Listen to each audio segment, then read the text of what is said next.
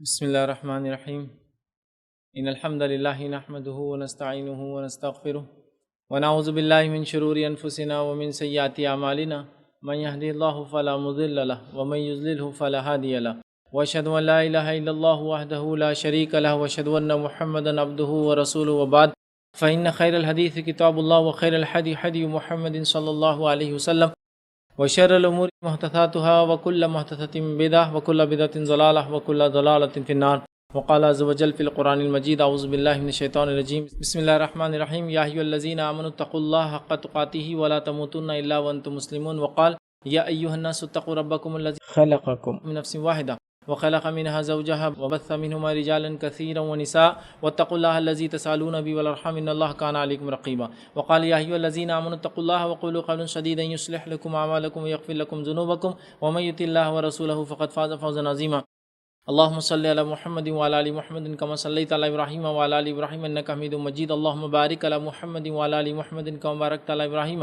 وعلى آل إبراهيم إنك حميد مجيد رب اشرح لي صدري ويسر لي أمري واحلل عقدة من لساني يفقهوا قولي وقال عز وجل في القرآن المجيد أعوذ بالله من الشيطان الرجيم بسم الله الرحمن الرحيم يا أيها الناس إنا خلقناكم من ذكر وأنثى وجعلناكم شعوبا وقبائل لتعارفوا إن أكرمكم عند الله أتقاكم إن الله عليم خبير أما بعد تمام تعریفیں اس اللہ عز و جل کے لیے لائق و زیبا ہے جو تمام جہانوں کا بنانے والا اور اسے پالنے والا ہے، اور درود و سلام اس کے آخری نبی محمد صلی اللہ علیہ وسلم پر الحمدللہ۔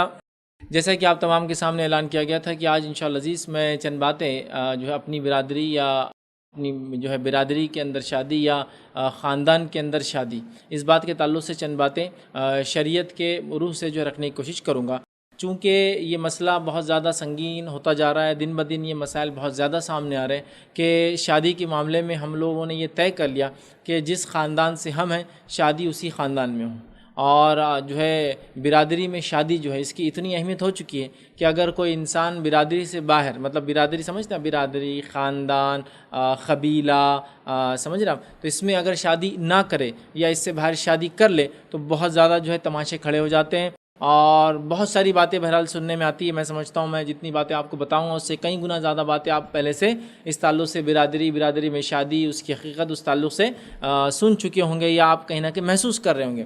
خاص طور سے جدید دور کے اندر جب نوجوان بڑے ہوتے ہیں یا نوجوان جو ہوتے ہیں ان کو یہ تمام چیزیں پتہ نہیں ہوتی، اور یہ معاملہ چلتا رہتا ہے۔ پھر کسی نوجوان لڑکے کو کوئی لڑکی پسند آ جاتی ہے، وہ چاہتا ہے کہ اس کے والدین وہ رشتہ اس لڑکی کے پاس بھیج دے، اور جب وہ لڑکی کے پاس رشتہ بھیجنے کی بات آتی ہے تو شاید تب پہلی بار وہ نوجوان سنتا ہے کہ وہ لڑکی ہماری برادری کی، ہمارے خاندان کی، ہماری قبیلے کی، ہمارے سماج کی، ہمارے کمیونٹی کی نہیں ہے، لہٰذا اس سے شادی نہیں ہو سکتی۔ یہی معاملہ تب ہوتا ہے جب کسی لڑکی کو لڑکا پسند آ جاتا ہے اور وہ اپنے والدین سے یہ کہتے ہیں کہ اس کے پاس رشتہ بھیجو، تب اس کو بھی پہلی بار سننے آتا ہے کہ نہیں یہ یہاں شادی آپ کی نہیں ہو سکتی، اس لیے کہ فلاں لڑکا آپ کی برادری، ہمارا سماج اس کا سماج الگ ہے، ہماری برادری اس کی برادری الگ ہے، ہمارا خاندان اس کا خاندان الگ ہے، اور یہ بات پھر جو ہے تب پہلی بار نوجوانوں کو سمجھ میں آتی ہے۔ پھر بہت ساری بار عجیب و غریب مسائل بہرحال اس کی وجہ سے شروع ہو جاتے ہیں۔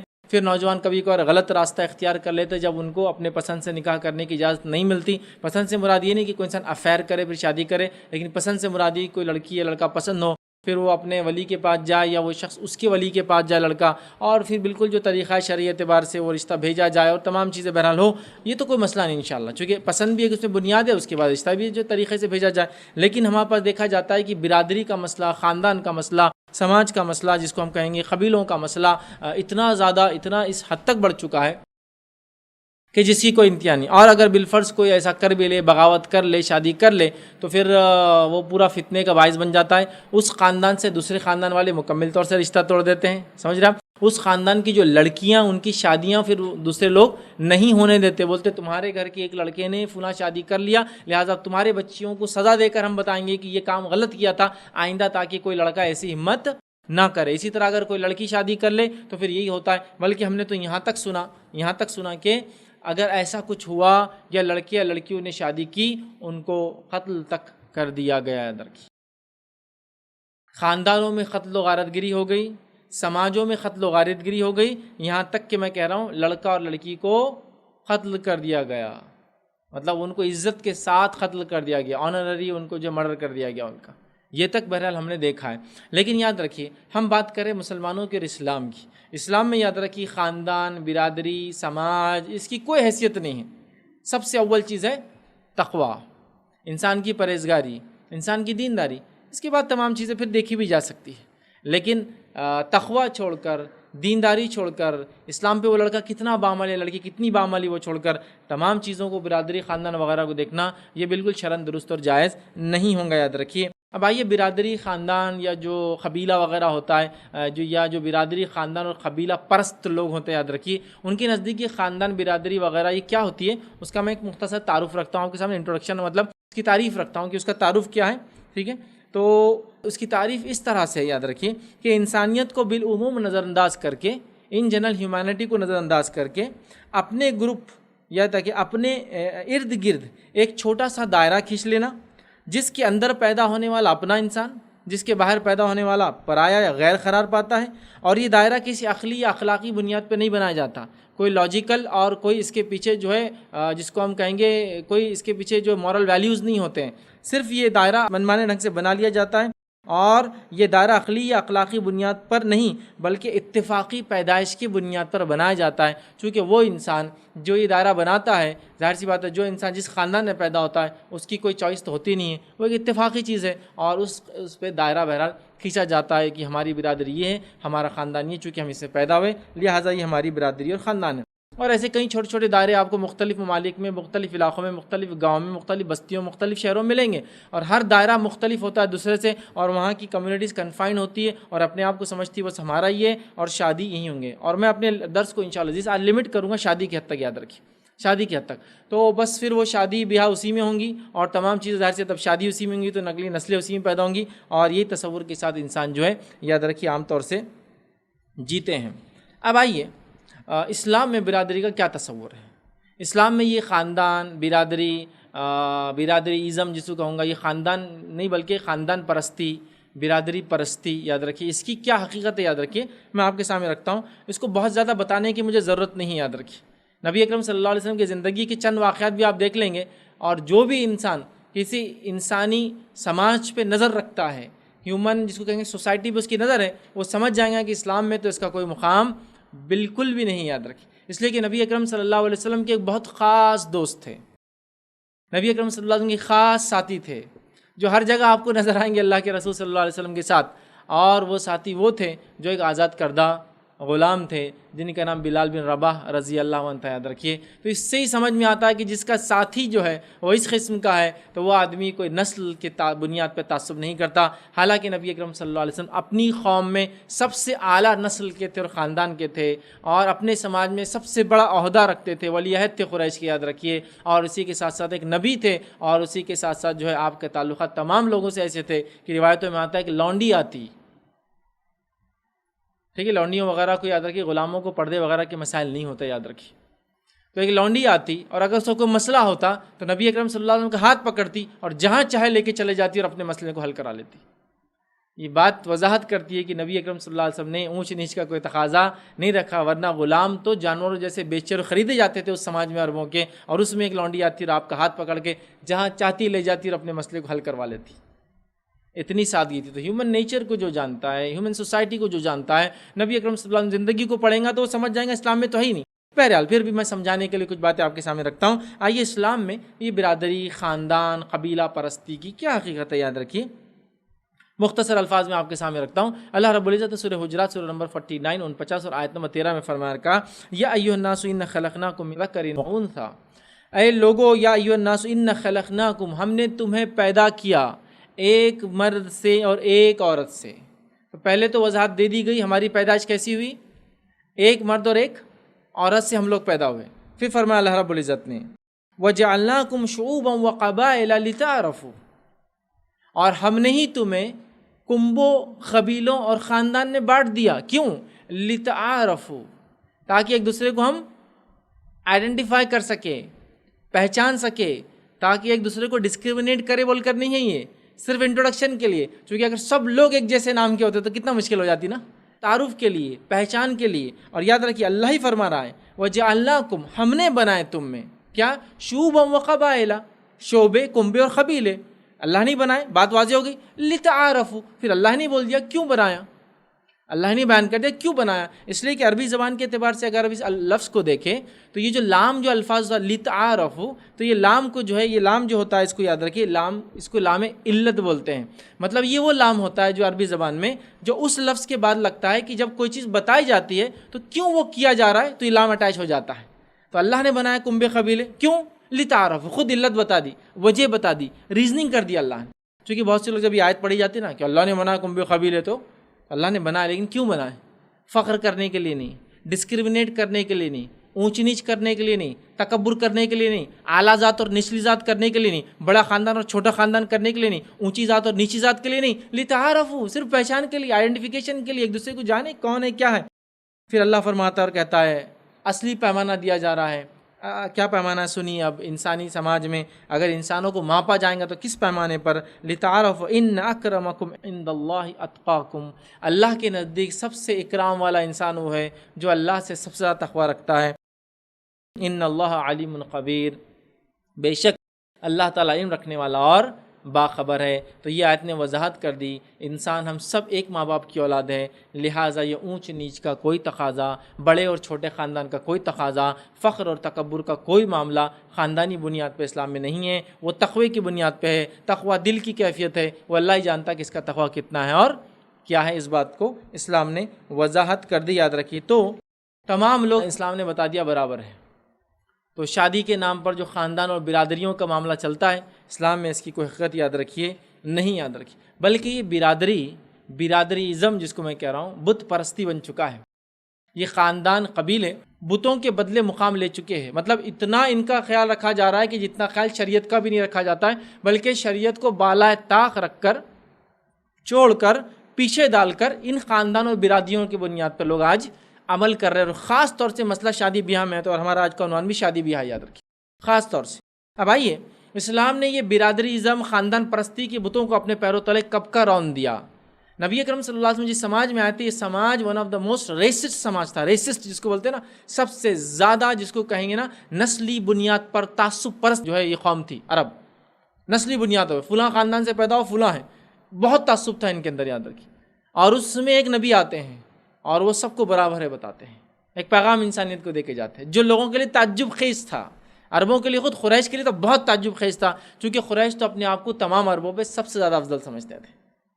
سمجھ رہے بات؟ تو تعجب خیز پیغام تھا اور اسلام نے ان بتوں کو، برادری ازم کے سب ختم کر دیا. یاد رکھیے. آئیے ہم دیکھتے ہیں چند صحابہ کی مثالیں آپ کے سامنے رکھتا ہوں کہ اسلام میں کوئی نسل کا، خاندان کا اونچ نیچ نہیں. یاد رکھیے. مثال لیجئے سلمان فارسی رضی اللہ عنہ کی. سلمان فارسی رضی اللہ عنہ، میں اور آپ تمام جانتے ہیں، ان کا خود نام وضاحت کر رہا ہے کہ یہ کہاں کے رہنے والے تھے. سلمان فارسی رضی اللہ عنہ یاد رکھیے فارس کے رہنے والے تھے، یہ پرشین تھے. یاد رکھیے. سمجھ رہے ہیں؟ نبی اکرم صلی اللہ علیہ وسلم نے ان کے مشورے پر جنگی خندق میں خندق کھودی. یہ نہیں کہا کہ عربوں کے اندر تو یہ طریقہ تھا ہی نہیں خندق کھودنے کا. مطلب جنگ میں جب ریسورسز کم ہوتے تھے تو یہ پرشین لوگ کیا کرتے تھے، اپنے قلعوں کے اطراف میں بڑا گڑھا کھودتے. خندق مطلب گڑھا ہوتا ہے بہت بڑا، اتنا کہ گھوڑے پار نہ کر سکے.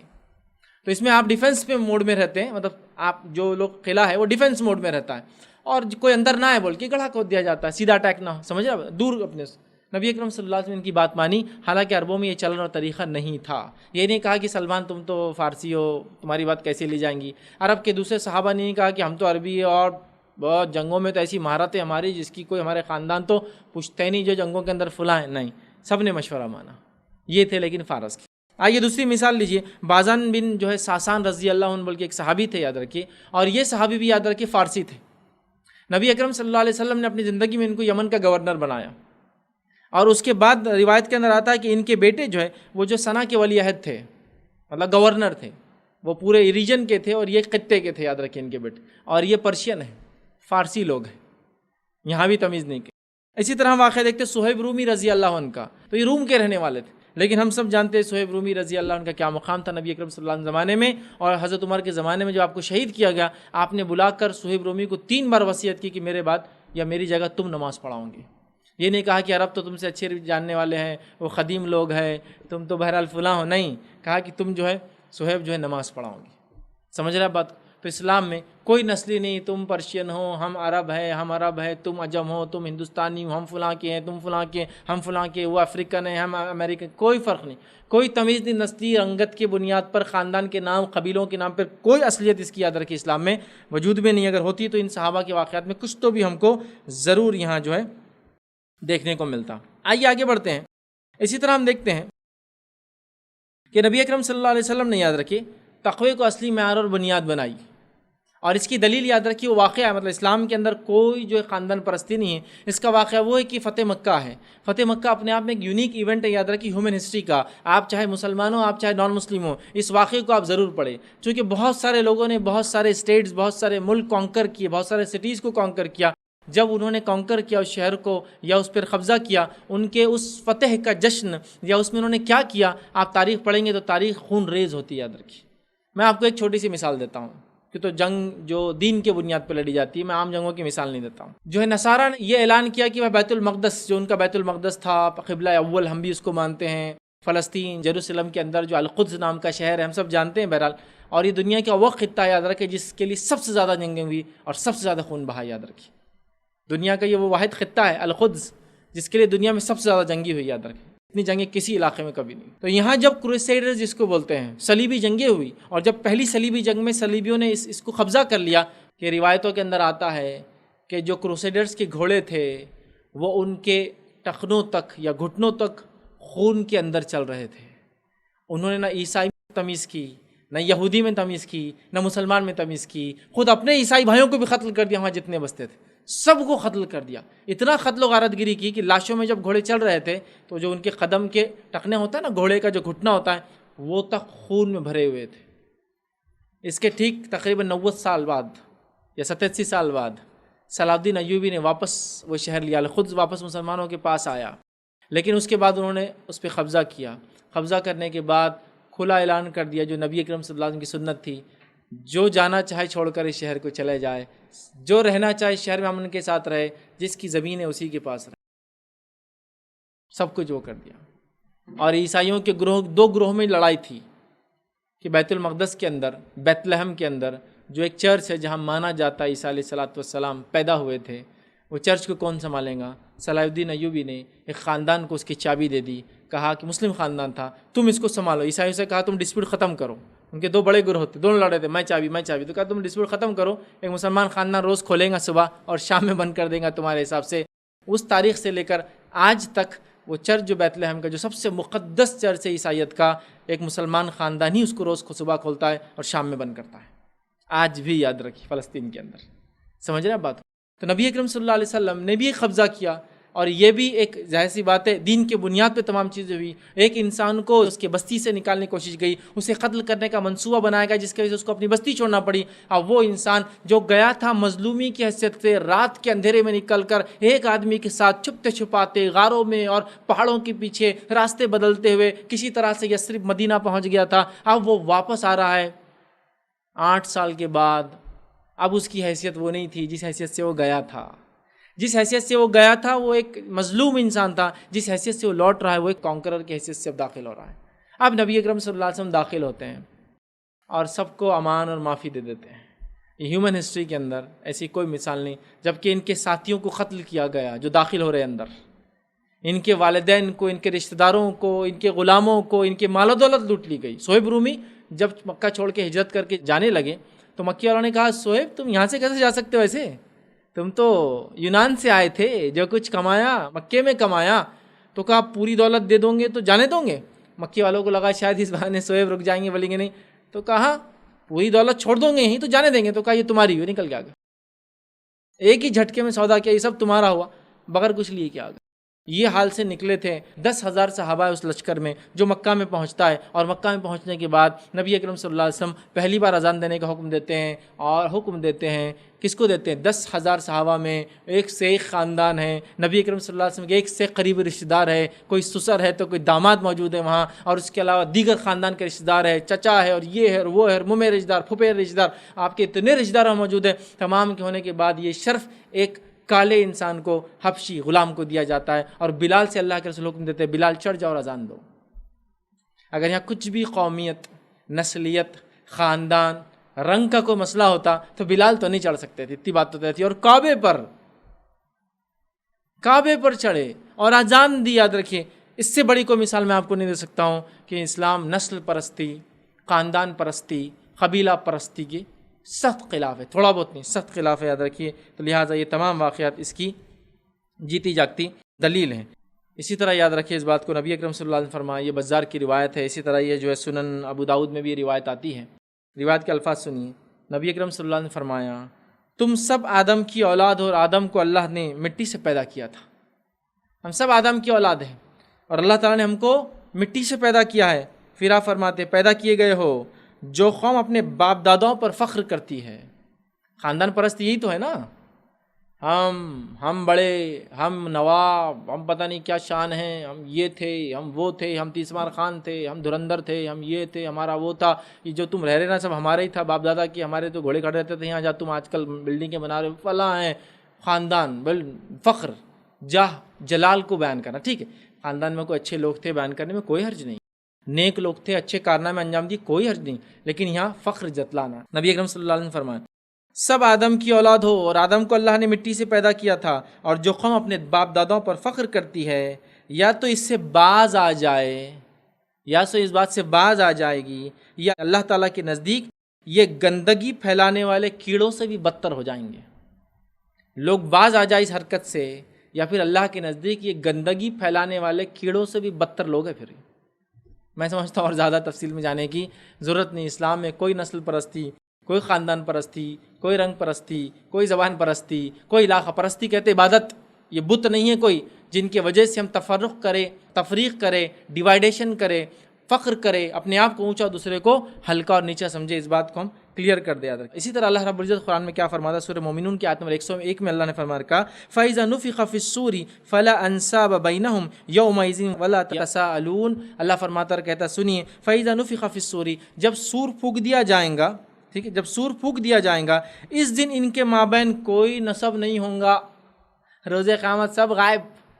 جس دن سور پھونک دیا جائے گا اب کوئی نسب، چونکہ نسب کی اب ضرورت ہی نہیں نا، اللہ تو سب کو پہچانتا ہے، سب کو جانتا ہے، سب ایک دوسرے کو جانیں گے. ٹھیک ہے، تو اب کوئی نسب نہیں بچے گا سور پھونکنے کے بعد. پھر اللہ فرماتا ہے کہتا ہے نسب نہیں ہوں گے اور نہ ہی وہ ایک دوسرے سے سوال کریں گے. سب اپنے اپنے معاملے میں پریشان ہیں، کوئی سوال وال نہیں، اور کوئی نسب باقی نہیں ہوں گی. تو جو چیز سور پھونکتی ختم ہو جا رہی.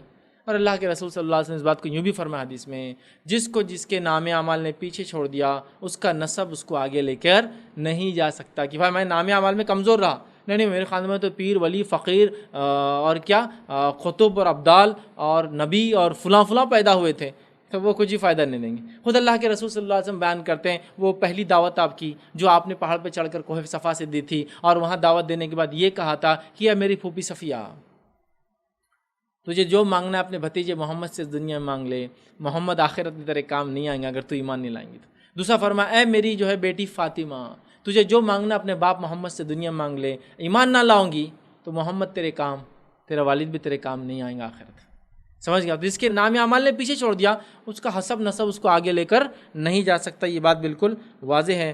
خطبہ جو ہے حجۃ الوداع کے جو خطبات نبی اکرم صلی اللہ علیہ وسلم دی، کئی خطبات دیے، ان خطبوں کو بھی آپ پڑھیں گے تو یہ بات بالکل ایک دم جس کو کہیں گے کرسٹل کلیئر، جس کو بولتے ہیں نا ایک دم پاک اور شفاف ہو جائیں گی کہ اسلام میں کوئی خاندان پرستی کا تصور، قوم پرستی کا تصور، ذات پرستی کا تصور، قبیلہ پرستی کا تصور ذرہ برابر بھی نہیں ہے. یاد رکھیے. آئیے نبی اکرم صلی اللہ علیہ وسلم کا وہ خطبہ ہم پڑھتے ہیں جو اللہ کے رسول صلی اللہ علیہ وسلم نے دیا. سلسلۃ الاحادیث الصحیحہ کے اندر یہ روایت ہے. جابر رضی اللہ عنہ فرماتے اور کہتے ہیں رسول اللہ صلی اللہ علیہ وسلم نے ہمیں ایام تشریق کے درمیان یا دن، مطلب سیکنڈ ڈے، فرسٹ ڈے ایام تشریق کا 11 ہوتا ہے، سیکنڈ ڈے 12 ہوتا ہے، 12 ذی الحجہ کو جو ہے تشریق کے درمیان خطبۃ الوداع، یہ آخری خطبہ تھا، وہ کئی خطبوں میں آخر خطبۃ الوداع فرمایا لوگو، خطبہ سنیے، لوگو تمہارا رب ایک ہے اور تمہارا باپ بھی ایک ہے. کس چیز کی تمیز کرتے ہو؟ کس چیز کی بنیاد پہ ڈسکرمنیشن کرتے ہو، تفرق کرتے ہو، اونچ نیچ کی بات کرتے ہو؟ تم ایک رب نے پیدا کیا اور تم ایک باپ کی اولاد ہو. کوئی بھی دنیا کا انسان یہ نہیں بولتا کہ بنانے والے دو ہیں، سب بولتے ایک ہے. تو جب وہ ایک ہے بنانے والا تو وہ کیسے اونچ نیچ کر سکتا ہے انسانوں؟ میں نہیں سمجھ پاتا ہوں. تو اللہ کے رسول فرما رہے ہیں لوگو تمہارا رب ایک ہے، بنانے والا ایک ہے اور تمہارا باپ بھی ایک ہے. ایسا نہیں کہ کئی انسانوں کو اللہ نے ایک ساتھ پیدا کیا اور ان سے نسلیں چلی جس کی وجہ سے تم فرق کرو. ایک ہی باپ اور ایک ہی ماں کی میں اور آپ سب اولاد ہیں, سب جتنے بھی انسان دنیا میں. تو لوگوں تمہارا رب ایک ہے, تمہارا باپ بھی ایک ہے. پھر فرمایا آگاہ ہو جاؤ, میری بات کو غور سے سنو. اور یہ خطبے کے تعلق سے میں بھی کہوں گا غور سے سنیں. عبداللہ ابن عباس رضی اللہ عنہما فرماتے یہ خطبے کے تعلق سے یہ اللہ کے رسول صلی اللہ علیہ وسلم کا آخری خطبہ تھا اور یہ قوم کے لیے وصیت کر رہے تھے, چونکہ آپ کا اس کا انتقال ہو گیا. تو یہ قوم کے لیے وصیت تھی, نصیحت تھی. وصیت سمجھتے ہیں نا, بہت امپورٹنٹ ڈاکیومنٹ ہوتا ہے, ول جس کو بولتے ہیں. تو وصیت ہے بھائی, سنیے. آگاہ ہو جاؤ, میری بات غور سے سنو.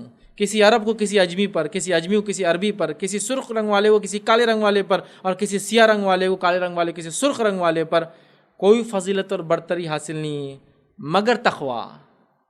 تقوی کی بنیاد پہ تو برتری ہے انسانوں میں, رنگت کی بنیاد پہ نہیں ہے. نہ کسی عرب کو کسی عجم پر, نہ اجمی کو کسی عربی پر, نہ گورے کو کالے پر اور کالے کو گورے پر. یاد رکھیے کسی کو نہیں ہے فضیلت, نہ کسی سرخ رنگ والے کو, جو بہت گورے ہوتے سرخ ہو جاتے لال ہو جاتے. کسی کو کسی فضیلت نہیں سوائے تقوی کے. رنگت کی بنیاد پہ, خاندان کی بنیاد پہ, قبیلوں کی بنیاد پہ کوئی ڈیفرنسیشن ہم نہیں کر سکتے, جائز ہی نہیں. یاد رکھیے مگر تقوی کے ساتھ. جیسا کہ ارشاد باری تعالیٰ ہے, اللہ کے رسول نے پھر وہ آیت پڑھی جو آیت شروع میں نے سورہ حجرات کی آیت نمبر 13 پڑھی, اس کا حصہ پڑھا اور فرمایا اللہ تعالیٰ کے ہاں تم میں وہ شخص سب سے زیادہ جو ہے معزز ہے جو سب سے زیادہ پرہیزگار ہو. تم میں اللہ کے سب سے معزز ہو جو سب سے زیادہ پرہیزگار ہو. ٹھیک ہے. پھر فرمایا خبردار, کیا میں نے یہ پیغام تم تک پہنچا دیا؟ خبردار ہو جاؤ, کیا میں نے یہ پیغام تم تک پہنچا دیا؟ ٹھیک ہے. انہوں نے کہا اے اللہ کے رسول صلی اللہ علیہ وسلم کیوں نہیں. پھر فرمایا حاضر لوگ غائب تک اس بات کو پہنچا دے, جو موجود ہے جو موجود نہیں ان تک اس بات کو پہنچا دے. تو آخری خطبہ کیا ہے ذرا غور کیجیے آپ. ایکوالٹی آف ہیومینٹی, انسانیت کی مساوت کی بات ہے. اسلام نے جو ایکوالٹی دی ہیومینٹی کو, نہ مساوت دنیا میں کہیں نہیں ملیں گے آپ. یہ چیلنج ہے, یاد رکھیے. لوگ کتنے پریٹینڈ کرے, اظہار کرے کہ نہیں ہم میں کچھ نہیں ہے. سمجھ رہے آپ. ایک واقعہ صرف چھوٹا سناتا ہوں. ہسٹری کے اندر, بہت زیادہ پرانی ہسٹری نہیں ہے لیکن آپ پڑھ سکتے ہیں. ہندوستان کا ایک تمل ناڈو کا ایک گاؤں تھا, مشہور واقعہ یہ 1981-80 کا, آپ پڑھ سکتے ہیں, بہت چھوٹے تھے جب. تب کا ایک واقعہ ہے. تمل ناڈو کا ایک پورا گاؤں اسلام قبول کر چکا تھا, پورا کمپلیٹ گاؤں اسلام میں داخل ہو گیا. سمجھے آپ. یہ چیز نے ہم کو سب سے زیادہ اپیل کی اسلام کی, ایکوالٹی, مساوات. یاد رکھیے. آپ کو پتہ ہے ساؤتھ انڈیا میں صحابہ آئے, یاد رکھیے, بہت صحابہ آئے, یاد رکھیے. کئی صحابہ کی خبریں موجود ہیں. اور ظاہر سی بات صحابہ بڑے غیرت مند لوگ تھے اور دین کے مقصد ان کا ہر طرف تھا. یاد رکھیے کئی صحابہ کی خبریں آپ کو ساؤتھ انڈیا میں ملیں گی بہرحال. ٹھیک. تو صحابہ بہرحال ہندوستان آئے اور تاریخی حوالے بھی ملتے ہیں اور روایت اور کلچرل بھی آپ اس بات کو دیکھ سکتے ہیں. ہندوستان میں ایک طریقہ تھا, چھوٹی قوم, جو لوگ ذاتوں کو چھوٹا سمجھتے ہیں. انسان ہمارے نزدیک, اسلام کے نزدیک تو ہی نہیں, مسلمانوں کے نزدیک بھی نہیں ہے, اسلام اس کو مانتا بھی نہیں ہے, اور یہ ہیومن لیول پر بھی, لاجیکلی بھی, ریشنلی بھی سب غلط ہے. بہرحال تو چھوٹی ذات کی جو عورتیں ہوتی تھیں وہ صرف نیچے کا کپڑا پہن سکتی تھی, اوپر کپڑا پہننے کی ان کو اجازت نہیں تھی. آج بھی آپ دیکھ سکتے ہیں کچھ سماج کی عورتوں کو جو اوپر کپڑا نہیں پہن سکتی, جس کو ہندوستانی زبان میں ساڑی کے ساتھ بلاؤز بولتے ہیں. تو صحابہ وغیرہ جب آئے, انہوں نے دیکھا کہ انسانوں کے ساتھ ایسی تفریق, تو ان کو جو ہے تحفتاً کپڑے وغیرہ بانٹنا شروع کیے تاکہ وہ پہنے. ان کو بڑا تعجب لگنے لگا, کیسے عجیب لوگ ہیں, ہم کو برابر کر دے رہے سب لوگوں کی. سمجھ رہے. اسلام کی مساوات, اس کی تعلیمات ہی الگ ہے, بہت الگ ہے. بلکہ میں آپ کو بتا سکتا ہوں, اب چونکہ بات ہو رہی ہے تاریخی حوالے دیکھیے آپ, ایکوالٹی کی بات کرتے ہیں لوگ اسلام پہ الزام لگاتے ہیں. تاریخی حوالے دیکھیے, جب انگریز ہندوستان آئے, کہیں انہوں نے رسومات کو ختم کیا, جس میں ایک رسوم تھی جو ساؤتھ انڈیا میں خاص طور سے چلتی تھی. ہر عورت کو اس کے سینے کے وزن کے برابر ٹیکس ادا کرنا پڑتا تھا. وہ ایک عورت نے آواز اٹھائی تھی اس کے خلاف انگریزوں کے دور میں, جس نے اپنے دونوں سینے کاٹ کے ہی ڈال دیے وزن میں, کہا اب کیا کرنا ہے کر لو. اس کے بعد ایک پورا موومنٹ چھڑا اور پھر مکمل طور سے انگریزوں نے اس رسم کو بند کیا. چونکہ وہ چھوٹی ذات کے لوگ تھے لہٰذا ان کے ساتھ یہ سلوک کیا جاتا تھا. میں اس کو تاریخی حوالوں سے بات کر رہا ہوں. یہ ساری چیزیں, یہ ہوائی بات نہیں, میری قصے کہانیوں والی. دیکھ لیں آپ, ویکیپیڈیا اٹھا لے, پورا آپ کو مل جائے گا. تو لوگوں کو بڑا ظلم سہنا پڑا بھائی آزادی لینے کے لیے اور مساوات کے لیے. اسلام تو فری بانٹتا ہے, لیتے جاؤ, یہ تمہارا پیدائشی حق ہے. عمر ابن خطاب رضی اللہ عنہ جو کہ دوسرے خلیفہ تھے، اور مائیکل ایچ ہارٹ اپنی کتاب میں ان کو 51 رینک دیتا ہے انسانوں کے اندر 100 انسان آدم علیہ السلام سے لے کر مائیکل ایچ ہارٹ نے جب وہ کتاب لکھی تھی 100 تب تک وہ کہتا ہے انسانیت میں موسٹ انفلوئنشل 100% اس میں 51 رینک دیتا ہے، وہ ہے عمر ابن خطاب رضی اللہ عنہ۔ تو ان کے بارے میں ایک واقعہ آتا ہے، وہ لوگوں سے کہا کرتے تھے جب لوگ لوگوں پہ ظلم کرتے تھے کہ تم نے لوگوں کو کب سے غلام بنانا شروع کر دیا جبکہ ان کی ماؤں نے انہیں آزاد پیدا کیا تھا۔ جب ظلم ہوتا تھا وہ کہتے تھے کہ جب کب سے تم نے لوگوں کو غلام بنانا شروع کر دیا جبکہ ان کی ماؤں نے انہیں آزاد پیدا کیا تھا۔ انسان آزاد پیدا ہوتے ہیں، وہ آزاد زندگی جیتے ہیں اور وہ آزادی مرتے ہیں، یاد رکھیے۔ کوئی سماج، کوئی قبیلہ، کوئی خاندان، کوئی ریس ان کو چھوٹا نہیں کر سکتی، ان کو ختم نہیں کر سکتی۔ بہرحال اسلام کی یہی تعلیمات ہیں۔ نبی اکرم صلی اللہ علیہ وسلم صحیح مسلم کی روایت نے فرمایا، خطبہ حجۃ الوداع کی خطبوں میں سے خطبہ ہے، اے لوگو، دور جہالت کی تمام رسومات کو میں اپنے پیروں تلے رونتا ہوں، تمام رسومات کو دور جہالت کی میں پیروں تلے رونتا ہوں، یہ اونچ نیچ، ذات پات، بڑا چھوٹا، چھوت اچھوت سب ختم کرتا ہوں۔ اور آپ نے کر کے بہرحال دکھایا۔ اب آئیے اپنے مسئلے کی طرف۔ ہمارا مسئلہ خاندان برادری اور شادی تھا، چھوٹا سا ایک تمہید میں نے باندھ دی۔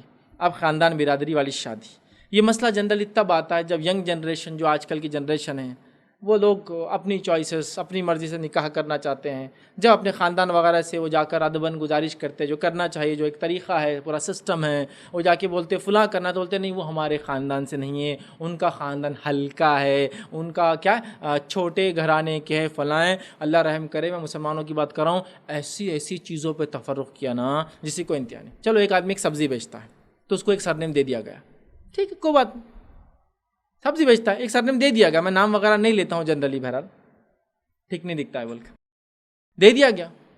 اب میں ایک جگہ گیا، ان کے بیٹے تھے، ان کو رشتہ نہیں مل رہا تھا، تو میں نے جا کے کہا کہ دیکھیے اب آپ چاہ رہے آپ کی خاندان کی، تو فلاں آپ کے خاندان کے بڑے نیک متقی پرہیزگار لوگ ہیں، کر لو نا۔ تو نہیں بولے وہ سبزی بیچنے والوں میں وہ پتے بیچنے والے ہیں، بولے وہ ارے بولے یہ کیا ہے، نہیں بولے سبزی بیچنے والوں میں بھی ہلکی ذات ہے، بولے ان کی وہ پتے بیچنے والے ہیں، بولے۔ اب میں کیا بولوں آپ کو، زمین نکل گئی، ایسا بھی رہتا ہے کہ ہاں بولے پتے بیچنے والے الگ، کاندے بیچنے والے الگ۔ پتے بولے تو اس میں سمجھو جو پتے بیچتے، پان بیچ رہا، اور کیا پتے آتے ہیں نا جو سبزیوں میں پتے بیچتے، تو بولے وہ پیاز بیچنے والے سب سے اونچے رہتے بولے ہم میں نے کہا ابھی کی ریٹ کے حساب سے کر رہے کہتا ہے پیاز کے ریٹ اچھے چل رہے تو نہیں بولے پہلے سے بولے، میں کہا یہ نہیں پتا تھا، بولے ہاں ایسی ہے، مطلب اندر بھی اور اندر ہے، سوراخ کے اندر سوراخ، مطلب یہ سوراخ تو بہت گہرا ہے، وہ ہوتا ہے نا خرگوش یا چوہا سوراخ بناتا تھا، آپ ایک طرف ایک حد تک بند کرتے اس کے نیچے بھی، ارے یہ تو مسئلہ ہی ہے، اور ایک طرف سوراخ بن کر دوسری طرف سے نکل کے آ جاتا، یہ الگ مسئلہ ہے۔ بھائی ہم کو تو ہمارے خاندان کی لڑکی چاہیے۔ بھائی کون سا خاندان ہے آپ کا؟ فلاں خاندان ہے، ہم لوگ جانوروں کا بزنس کرتے ہیں۔ اچھا ٹھیک ہے بھائی آپ کے لیے رشتہ، ارے وہ ہلکے بولے وہ چھوٹے جانوروں کا کرتے، ہم بڑے کا کرتے، ارے باپ رے یہ کیا تماشا ہے، ہم تو بھینسوں کا کرتے، بولے وہ تو بیلوں کا کرتے، ہم ان سے نہیں ہمتا، ارے باپ رے یہ کیا ہے نیا، بولے وہ تو چھوٹوں میں، بولے وہ چھوٹا نہیں چھوٹی کا کرتے، بولے وہ تو چکن کا کرتے، وہ تو بہت ہی ہلکے ہے، بولے میں کہا باپ یہ تو ہول کے اندر ہول ہے، مطلب ریبٹ کا ہول ہوتا ہے نا، وہ سوراخ جو رہتا ہے وہ ختم ہی نہیں ہو رہا ہو جہاں تک جاؤ، تو دائروں میں دائرے، دائروں کے اندر دائروں میں دائرے، اس میں دائروں میں دائرے اور دائرے، اتنے دائرے کہ وہ دائرہ آخر آ کے اس کے گلے کا پھندا بنا ہوا ہے۔ بچیوں کی شادی نہیں ہو رہی یا بچے بھاگ کے شادی کر لے رہے، دونوں میں سے کوئی آپشن ہی نہیں نکل۔ تو بہرحال اتنے دائرے ہم نے بنا دیے، میں نے خالی 2 مثالیں دی، بہرحال بات کو سمجھنے کو برا نہ مانے میری بات کو، لیکن ہاں سمجھنے کے لیے اپنے آپ کو ضرور جھنجھوڑے، یہ کیا ہے، یہ کیا ہے، آپ سمجھ رہے ہیں؟ اچھا بڑی مطلب مسلمانوں نے جو اونچی نیچی ذات بنا لی، بڑی ذات بھی بنا لی نا، سید لوگ ہیں۔ ایک مرتبہ تعارف جی سر نیم ہوتا ہے ہر کسی کا، ویسے سید نام ہے، سر نیم سید ہے، کون سے سید، باپ یہ نہیں معلوم اپنے کو، یہ پہلی بار سنے، بولے بہت آتے، بولے سیدوں میں ایک سانپ پالتی گاؤڑی سید بھی رہتے، بولے یہ نہیں معلوم سانپوں سے ان کا کیا تعلق، ارے وہ بولے وہ SC ST میں آتے، بولے والے اچھا یہ نہیں معلوم تھا ہم کو کہ اتنی بری حالت بھی ہوگی لوگوں کی کہ وہاں بھی جائے۔ تو آپ دیکھیے کاسٹ میں کاسٹ، مطلب دنیا کے اندر ایک دنیا، اس کے اندر ایک دنیا، اس میں اپنی ایک دنیا، اس میں اپنی کیا ہے یہ، اللہ نے تم کو پیدا کیا، ایک ماں باپ سے معاملہ ختم ہوگا، کتنی دنیا ہم نے کریٹ کر لی۔ جب انسان اپنے عقل اور اصولوں پہ چیزیں بناتا ہے نا وہ پچھتاتا ہے، یاد رکھیے۔ تو بہرحال اب کیا ہوگا، بس شادی کا معاملہ آ گیا تو تب یہ پول کھلتی ہے، ذات، سماج، برادری، خاندان، فلاں فلاں فلاں فلاں فلاں، اور مسلمانوں نے اس بنیاد پہ تو کتنا بانٹا، ایریے بانٹ لیے، نام بانٹ لیے، ہال بانٹ لیے، ہے نہیں ہے، وہ فلاں ہال ان کا ہے، وہاں شادی اپن نہیں کرتے، اللہ اللہ اللہ اللہ، فلاں سے شادی کرو تیرا خون بھی ہلکا ہو گیا، تیرے بچے کالے پیدا ہوں گے، اب ہاں بولا جا رہا ہے اب ستارے تیرے بھاری ہونا شروع ہو گئے، یہاں سے فلاں کر لیا یہ ہوں گا۔ لڑائی ہوں گی، جھگڑے ہوں گے، یہاں تک کہ قتل بھی ہوتے. آئے کہ واقعہ سنا ہوتا ہے. ایک صاحب نے کال کیا، وہ ایک ذات سے تعلق رکھتے تھے، ایک سماج سے تعلق رکھتے تھے. مجھے کال کر کے کہا کہ بڑا مسئلہ ہے اور ہمارے پاس شادی نہیں ہونے دیتے. میں نے اور اتنا مشکل ہے بولے کہ وہ ہم کو ہماری کمیونٹی میں شادی کرنا پڑتی ہے، ہماری برادری میں، ہمارے قبیلے میں، نہیں تو وہ ایسا ہو جاتا، یہ ہو جاتا، وہ قتل کر دیتے بولے سیدھا.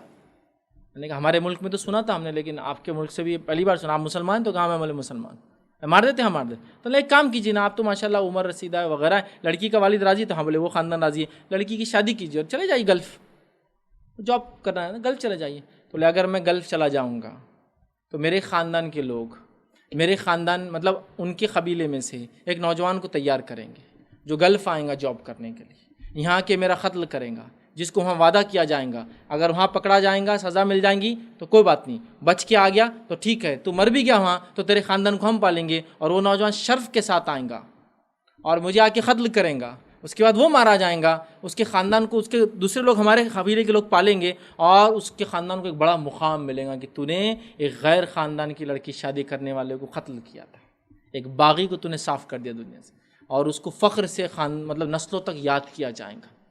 میں نہیں کر سکتا ہوں. کیا ہے قتل تک بات ہے بھائی.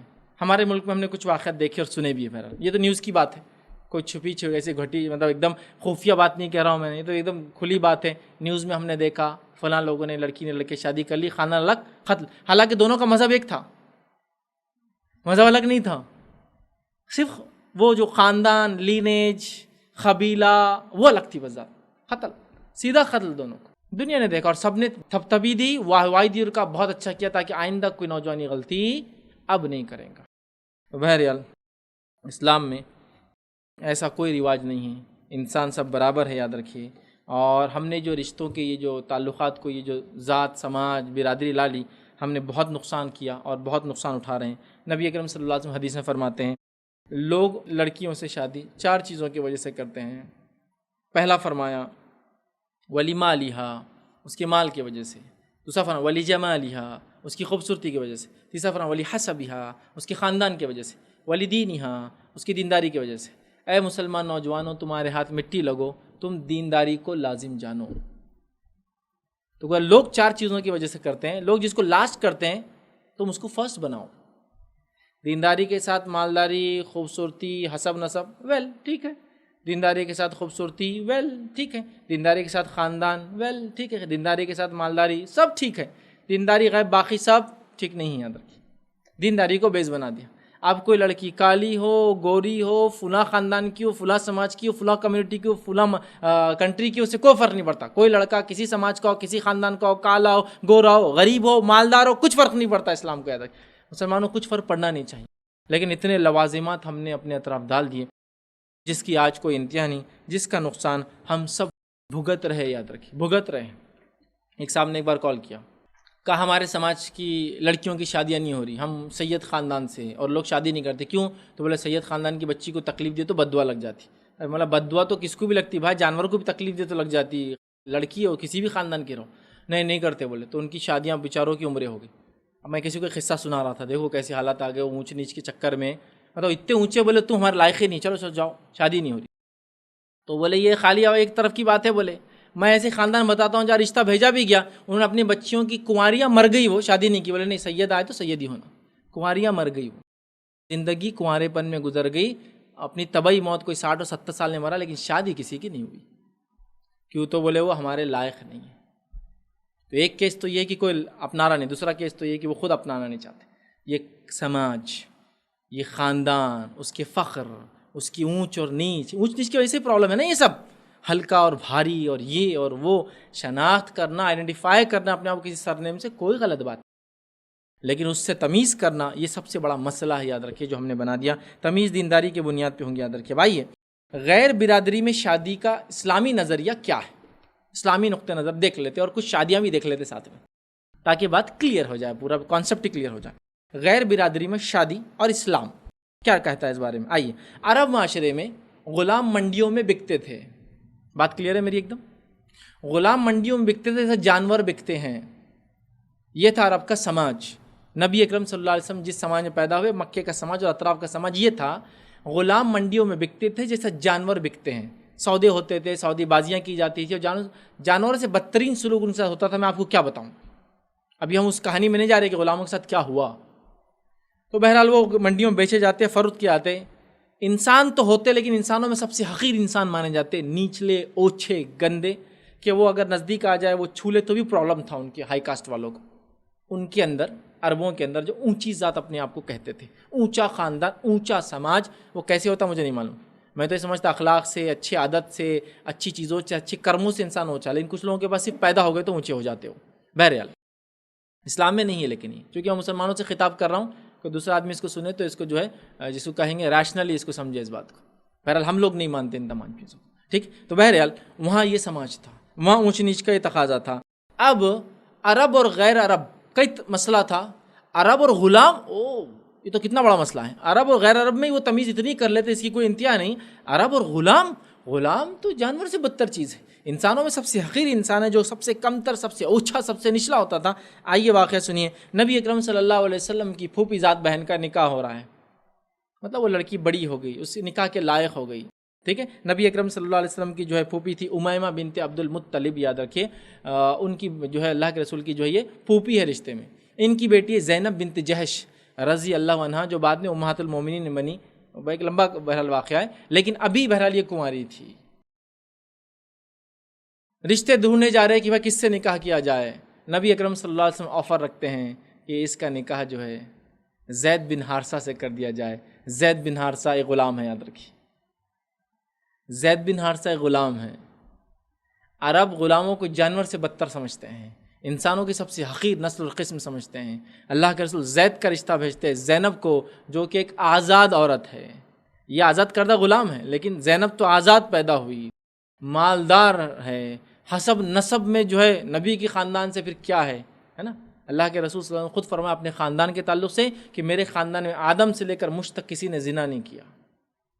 یہ اتنا پاکیزہ خاندان ہے ہر اعتبار سے، ٹھیک ہے.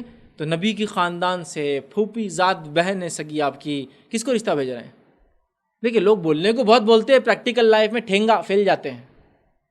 اللہ کے رسول بھیج رہے ہیں غلام کا رشتہ اپنی پھوپھی ذات بہن کو، رشتہ طے ہو جاتا ہے اور شادی ہو جاتی. بتاؤ دنیا کے لوگ بڑے قصے کہانیاں سناتے. ایک مثال دو ایسی کہ ہم پوری انسانیت کو برابر مانتے ہیں، لیکن بیٹی تو اپنے خاندان میں ہی دیں گے. یہاں تو ہو گئے فیل تم. اللہ کے رسول نے نکاح کروایا، یاد رکھیے. آئیے دوسری مثال لیجیے. زید بن حارثہ رضی اللہ عنہ کے بیٹے اسامہ بن زید رضی اللہ عنہ، یہ بھی ظاہر سی بات ہے ایک غلام ہے اور غلام کے بیٹے ہیں، ٹھیک ہے. ان کا نکاح نبی اکرم صلی اللہ علیہ وسلم نے ایک قریشی عورت سے کیا. زینب بنت جہش بھی قریشی عورت ہے. قریش میں عام نہیں ہے، عربوں میں سب سے اونچا جو اپنے آپ کو سمجھتے قریش تھے، وہ بھی قریشیہ تھی. ایک دوسری قریشی عورت سے نکاح کیا جن کا نام فاطمہ بنت قیس رضی اللہ عنہ تھا. آپ دیکھیے ایک افریقن غلام کی شادی ہوتی ہے ایک قریشی عورت سے. یہ تو محال تھا کہ کبھی انسانیت سوچے اس طرح سے. اللہ کے رسول نے یہ تبدیلی لائی. اب کون سی کاسٹ، کون سا قبیلہ، کون سی ذات، کون سی برادری تھی یہاں جس نے دونوں کو ایکول کر دیا؟ بتائیے. سوائے تقوی کے، سوائے تقوی کے یہاں اور دوسرا کچھ بھی نہیں تھا. تقوی کی بنیاد پہ یہ نکاح ہوا، یاد رکھیے. اس کے علاوہ ان کے پاس کوئی بنیادیں نہیں تھی. تیسرا واقعہ لیجیے. جلیبیب رضی اللہ عنہ کا ایک صحابی ہے، افریقی ہے، کالے تھے، موٹے موٹے ہوٹ والے تھے، روایتوں میں آتا ہے، ٹھیک ہے. آزاد کردہ، بہرحال بعد میں آزاد کر دیے گئے تھے. اب یہ جو ہے نکاح کی خواہش رکھتے ہیں. نبی اکرم صلی اللہ علیہ وسلم کی ان سے بڑی محبت تھی. روایتوں میں آتا ہے کہ اللہ کے رسول منڈی میں جاتے اور یہ منڈی میں آیا کرتے کبھی تجارت کے لیے. تو نبی اکرم صلی اللہ علیہ وسلم کی روایت میں آتا پیچھے جا کے ان کو ایک بار آنکھ پکڑ لی ان کی دونوں ہاتھ سے. اب وہ پریشان ہو رہے، اللہ کے رسول چھوڑ بھی نہیں رہے، کون ہے پہچانو کون ہے. کسی نے چلنے والے نے کہہ دیا کہ محمد ہے. تو ان کو بڑی خوشی ہوئی کہ اللہ کے رسول مجھے پکڑا. تو وہ اپنے آپ کا وزن ڈال کے اللہ کے رسول کے اوپر گر گئے. تو اللہ کے رسول ان کو پیچھے سے پکڑ لیا. آپ دیکھیے غلاموں کے ساتھ سلوک دیکھیے. اب یہ سلوک ہی بتاتا ہے کوئی کاسٹ سسٹم، کوئی اونچ نیچ نہیں. پھر پوچھتے جلیبی سے، جلیب کیسی چل رہی ہے، کیا چل رہی ہے، شادی ہوئی نہیں ہوئی؟ جانتے ہیں کہ نوجوانوں سے کیا مسئلہ پوچھنا چاہیے، شادی کے لیے پریشان ہوتے ہیں. شادی ہوئی نہیں ہوئی؟ تو کہا مجھے کون لڑکی دیں گا، آپ میری حالت دیکھیے. تو ٹھیک ہے میں خط لکھ دیتا ہوں تمہارے لیے. ایک خط لکھا کہ اللہ کے رسول کی طرف سے فلاں گھر جاؤ اور وہاں دے دو. یہ پہنچے خوشی خوشی کہ اب شادی کا ہو رہا، کچھ نہ کچھ اچھا ہی ہے. چلے گئے، جا کے خط دے دیا. قریش کے دو لوگ جن کے گھر میں خط بھیجا گیا، باپ نے خط پڑھا، بیوی سے کہا، مطلب بیگم سے، مطلب باپ بولے لڑکی کا باپ، لڑکی کی ماں سے، خط دیکھ لو ایک آیا ہے، نبی اکرم صلی اللہ علیہ وسلم کا ہے، جو لبیب کے لیے ہے، ہماری لڑکی کے لیے بھیجا گیا ہے۔ بیگم نے دیکھا، دیکھ کر کہا کہ اللہ کے رسول نے کیا سوچ کر یہ رشتہ بھیجا؟ لیکن کہا بھیجا، تو کہا بیٹی کو بتا دو، پوچھ لو اس سے بھی، اب اللہ کے رسول صلی اللہ علیہ وسلم کی بات ہے۔ باپ گئے بیٹی کے پاس، کہا اللہ کے رسول صلی اللہ علیہ وسلم نے خط لکھا میرے نام، تمہارے لیے ایک رشتہ بھیجا ہے، دیکھو تم کو پسند ہے تو۔ بیٹی جواب دیتی، کیا اللہ کے رسول صلی اللہ علیہ وسلم نے خط لکھا ہے؟ تو کہا ہاں اللہ کے رسول صلی اللہ علیہ وسلم نے خط لکھا، آپ کو پسند ہے، مطلب آپ اجازت دیتے، چونکہ ولی کی اجازت ضروری ہے، آپ راضی ہے؟ تو میں راضی ہوں۔ تو کہا مجھے کرنا ہے، پھر مجھے کوئی سیکنڈ تھاٹ نہیں۔ کہا ٹھیک، نکاح کر دیا گیا، شادی ہو گئی۔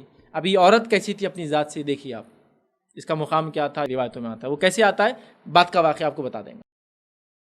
ہوا چند ہی ماہ گزرے تھے، اعلان ہوا جنگ کا، جلیبیب جنگ میں شامل ہوئے اور مارے گئے، قتل ہو گئے، مطلب شہید ہو گئے۔ شہید ہو گئے تو صحابہ میں طریقہ یہ تھا، بیوہ عدت گزاریں گی، رشتے آنا شروع ہو جاتے تھے۔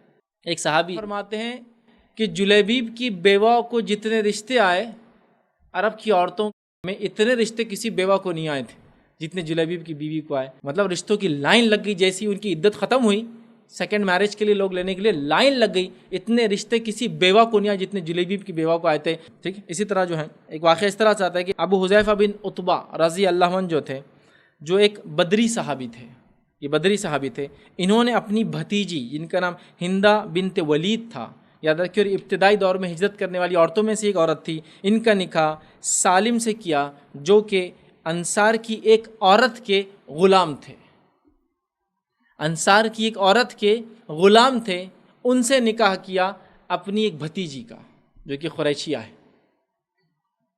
ایک تو دیکھو مہاجر اور انصار کا فرق، دوسرا آزاد اور غلام کا فرق، تیسرا قریش اور غلام، کیا مطلب اس کا کیا کمپیریزن کریں، اور نیشنلٹی کا ڈفرنس اتنا بڑا، فیل کرتے نہیں کرتے آپ لوگ رنگت کی بنیاد پہ کیسا ڈفرینشیٹ کرتے ہیں ہم، ایک ہی نسل، ایک ہی قومیت، ایک ملک کے رہنے والے، لیکن ڈفرینس کریں گے صرف رنگ کی بنیاد پر۔ ایک ہی قوم، ایک ہی ملک کے رہنے والے، خطوں کے بنیاد پر کتوں کے ایسا لڑتے ہیں لوگ، وہ فلاں کے ہم ہیں تو اونچے ہیں، تم فلاں کے حقیر، نچلے، اچھوت ہے، میں بتا رہا ہوں نا۔ ایک شہر کے دو علاقوں کے لیے لوگ دیکھیں کس طرح سے ایک دوسرے کو اونچی فخر اور تکبر بتاتے ہیں۔ آپ کہاں رہتے ہیں؟ میرے کو شرم آ رہی بولنے کے لیے، میں کہاں رہتا ہوں؟ اچھا سمجھ گیا میں، ادھر اسلم میں نا، مطلب وہ غریب بستی میں، ٹھیک ہے، بولنے کی ضرورت نہیں، میں سمجھ گیا، اس لیے آپ کو شرم آ رہی تھی۔ میں تو فلاں بستی میں رہتا ہوں، فلاں بستی میں تو کہاں آپ دکھتے نہیں وہاں، مطلب فلاں بستی سے لگ کر میرا گھر ہے، چونکہ وہ بستی کی لائٹیں میری طرف تک آتی ہے، اس کی روشنیاں، مطلب میں بھی اب بڑا بن گیا، چل تیری بستی بھی تو وہی ہے، میری بستی کے آخری حصے میں رہتا تو وہ بستی سے قریب، اتنا ڈفرینس ہے، معلوم آپ کو؟ علاقہ، گھر، سماج، ذات، برادری، رنگ، سٹیٹس کے بعد سوچا جائے گا دینداری، تقویٰ، چونکہ ہمارے پاس تو معیار یہ ہے نا، جیسا کہ رشتہ ہوگا لڑکی کا، بھائی یہ دیندار لڑکا، یہ لڑکا بے دین ہے، کیا ہے، نہیں بھائی وہ دیندار بے دین نہیں، وہ مال کون زیادہ کماتا وہ ہم کو دینا ہے، لیکن بہرحال یہ لڑکا نمازی پرہیزگار نہیں، جمعہ تو پڑھتا نا، دیٹس انف۔ آپ کا داماد، میرا داماد 3 ٹائم پڑھتا، روز 3 ٹائم، سبحان اللہ، کیا داماد ملا، 3 ٹائم نماز۔ آپ کا داماد، میرا داماد 5 ٹائم، 5 ٹائم تو فرشتہ مل گیا آپ کو، یہ تو انسان ہی نہیں ہے، آپ کی بچی ہور وور تو نہیں ہے نا، 5 ٹائم داماد نماز پڑھتا، مطلب بہت کامیاب رہے آپ، چونکہ ہم نے تو دوسری بنیادوں پہ شادیاں کرنا ہے، تو اب یہ تو ایکسٹرا چیزیں ہیں جو مل رہی ساتھ میں، تو بہت بڑی بات ہوگی نا۔ عورتوں کا بھی سیم حال ہے، لڑکیوں سے نکاح کس بنیاد پہ کیے جا رہے ہیں؟ میاں بھائی تو باتیں تو ایسی کر رہے جیسی کوئی انتہا نہیں، دینداری، فلاں فلاں، رشتہ دیکھنے گئے تو صرف ان کو خوبصورتی دکھتی، گورا رنگ، بس یہی بیسس ہے صرف نکاح کا ہمارے پاس، لڑکوں کا معیار، اور لڑکی اور لڑکی والوں کا معیار پیسہ، کیونکہ ان کو پرنس آف ڈریمز چاہیے، ایک خوابوں کا شہزادہ آنے والا ہے لڑکیوں کے لیے، اور لڑکوں کے لیے بھائی جتنا سفید چمکے وہ اتنا زیادہ سکسیزفل میرج ہونے والی ہے نا، مطلب وہ لمبی چلیں گی، لانگ ٹرم لائف ہوں گی اس کی، جو بھی بہرحال ہے، لیکن اس کا کلر ڈیفائن کریں گا تمام خوبصورتیوں کو۔ کبھی کبھار خاندان وغیرہ کو بھی لانگ دیا جاتا ہے، اس وجہ سے لوگ بھی وہ بولتا ہے امی جا کے دیکھو ان کا خاندان ہلکا ہے لیکن بچی کو تو بہت بھاری ہے، امی جاتے دیکھتے ہاں ایسی تو خاندان میں نہیں، بیٹا اگر یہ مل جائے نا تو اگلی نسلوں کو سوچنے لگ جاتی ہے میرے بوتا باتی بھی ایسے ہو جائیں گے، لیکن بعد میں جو ہوتا ہے آپ کو تو پتہ ہی ہے، کلر کریکشن صحیح نہیں ہوا تو پھر اگلی نسل بھی ویسی بیٹے پہ آگے پوری کی پوری، پھر کیا کریں گے؟ ہاں ایسے لوگ بہت پلاننگ سے جاتے، سوچ کے نہیں 2 بچے ہوں گے تو ایک تو نکلیں گا اپنے جیسا، اس کے جیسا تو ادھر ہو جائیں گی، بہت بڑی بات ہے، اگلا خاندان اپنا ہوگا، کیا لیتے گوری چمڑی کو لے کر. میں گورے لوگوں کو برا نہیں کہہ رہا ہوں، ان کو بھی اللہ نے بنایا، متقی پرہیزگار ہوتے ہوں، لیکن کالے لوگ بھی کوئی برے نہیں، ان میں بھی بڑے بڑے متقی پرہیزگار گزرے ہیں. تب تو آپ تمیز کر رہے تو مجبور ہیں ہم بولنے کے لیے. سمجھ رہے آپ؟ تو یہ ہمارا معیار ہے. دینداری تو بہرحال غائب ہے. پھر خاندان، برادری، یہ سب کے بعد بہت لمبے لمبے بہرحال قصے بھائی، میں آپ کو کیا کیا بولوں. تو بہرحال انہوں نے اپنا نکاح دیکھیے، ایک غلام سے ان کا جو ہے آزاد کردہ غلام تھے، ان سے جو ہے کروایا تھا. آئیے ایک تیسری اور ایک مثال لیتے شادی کی. خاندان وغیرہ کتنا امپورٹنٹ ہے وہ بھی اس قصے میں پورا پتہ چل جائے گا. یہ بخاری کی روایت ہے. سہل بن سعد رضی اللہ عنہ فرماتے ہیں کہ نبی اکرم صلی اللہ علیہ وسلم کی مجلس میں ایک عورت آئی، اور عورت ہے کہا اللہ کے رسول صلی اللہ علیہ وسلم آپ مجھے اپنے نکاح میں لے لیجیے. روایت میں آتا ہے نبی اکرم صلی اللہ علیہ وسلم نے اس کو دیکھا اور پھر چہرہ پھیر لیا. کہا میں ضرورت محسوس نہیں کرتا ہوں. وہ عورت آئی مجلس میں، فرماتے بازو بیٹھ گئی نیچے. ایک شخص اٹھا ہم میں سے، ایک نوجوان اٹھا اور کہا اللہ کے رسول آپ کو ضرورت محسوس نہیں ہے تو میری شادی کر دیجیے اس سے. یہ کیا ہو رہی معلوم آپ کو؟ شادی. ہمارے پاس شادی بولے تو رشتہ ڈھونڈنے کو 10 سال لگتے. نوجوان ہو گیا لڑکا 20 سال کا، بول رہا میری شادی کرو، تو ابا اس کو ایک لالی پاپ دیتے، بولتے ہاں بیٹا میں اب شادی کروں گا. لڑکی تو شادی کا بول ہی نہیں سکتی، چونکہ اس کے لیے تو وہ کفر سے بھی بڑا خطرناک مرض ہے، مطلب وہ کافرہ ہو جاتی بیچاری اگر اس نے شادی کا بول دی. تو لڑکے پھر بھی بول لیتے، ہمت کر لیتے. تو ان کو بہت سننا پڑتی کہ ہمارے دادا نے ہم کو 35 سال تک لٹکا ہے بیٹا، تو ہم کیا بولتے اتنی جلدی شادی 20 سال میں. تو ایک لالی پاپ دے کے 10 سال تو ابھی طے ہونے کو ہوں گے، یہاں شادی ہو رہی ہے، پورا لائف سیشن چل رہا ہے. ایک عورت آئی شادی میں کیا آپ نے کہا بیٹھ گئی. ایک نوجوان اٹھتا ہے کہتا ہے میری شادی کر دو اس سے. نبی اکرم صلی اللہ علیہ وسلم فرماتے ہیں کچھ مہر میں ہو تو دے. تو وہ مہر کے لیے وہ سوچتا میں مہر کے لیے کیا دوں، میرے پاس تو مہر کے لیے کچھ ہے نہیں. کہا گھر جا کچھ دیکھ. لوہے کی انگوٹھی، کچھ نہیں اس نے کہا. تو کہا لوہے کی انگوٹھی تو دیکھ مہر میں، لوہے کی انگوٹھی سمپل. وہ گھر جاتا ہے، آ کر کہتا ہے لوہے کی انگوٹھی بھی نہیں. وہ کہا کیا ہے پھر مہر میں کیا دیں گا اس کو حق مہر میں؟ تو کہا ایزار ہے یہ تیبند جو باندھا ہوا ہوں.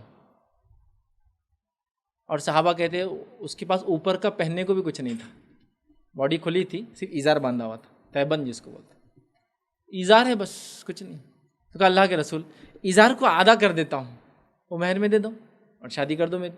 تو کہا آدھا اس کو دے دیں گا تو تجھے پورا پورے گا نہیں ہوں، اور اگر آدھا اس کو دیں گا تو اس کو بھی پورا پورے گا نہیں، دونوں کام نہیں آئیں گا، ویسٹ ہو جائیں گا نا. کس کو بھی کام نہیں آئیں گا، آدھا سکسیسفل نہیں ہے اس کو آدھا کرنا. کہا ٹھیک ہے. مایوس ہو گیا، چلے گیا. نبی اکرم صلی اللہ علیہ وسلم تھوڑی دیر بعد کرے وہ نوجوان کہاں ہے جو ابھی شادی کا بول رہا تھا. وہ بیچارہ تو مایوس ہو گیا، کچھ بھی نہیں اس کے پاس، لوہے کی انگوٹھی تک نہیں. چلا گیا. نبی اکرم صلی اللہ علیہ وسلم کہہ رہے اسے بلاؤ اس کو واپس بلاؤ. صحابی دوڑے گئے. سہل بن سعد کہتے ہیں ایک شخص گیا، کہا تم کو بلا رہے نبی اکرم صلی اللہ علیہ وسلم. کہا تجھے کچھ قرآن یاد ہے؟ تو کہا اللہ کے رسول صلی اللہ علیہ وسلم ہاں. کیا یاد ہے؟ تو کہا یہ سورہ وہ سورہ وہ سورہ وہ سورہ وہ سورہ، اتنے سورے یاد.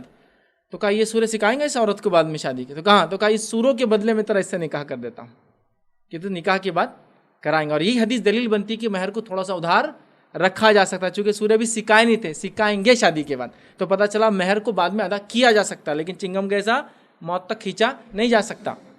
ہمارے پاس تو کتنا کھینچتے اس کو پورا مرنے تک، اور مرنے کے بعد لاتے بیچاری عورت کو، اس کو پہلے کچھ سمجھ رہا نہیں، بیچاری باولی ہوئی، مطلب پریشان حال ہے، اس کے ہوش اڑ گئے کہ اس کا شوہر مر گیا. اس کا ایک دنیا میں ظاہر سی بات ہے اللہ کے بعد سہارا ہوتا ہے، اور اس کو بولتی معاف کر دو معاف کر دو. وہی بولتی ماٹھی ملا دنیا میں تو دیا نہیں، مار گیا جا معاف کر دی تیرے کو، نکل یہاں سے.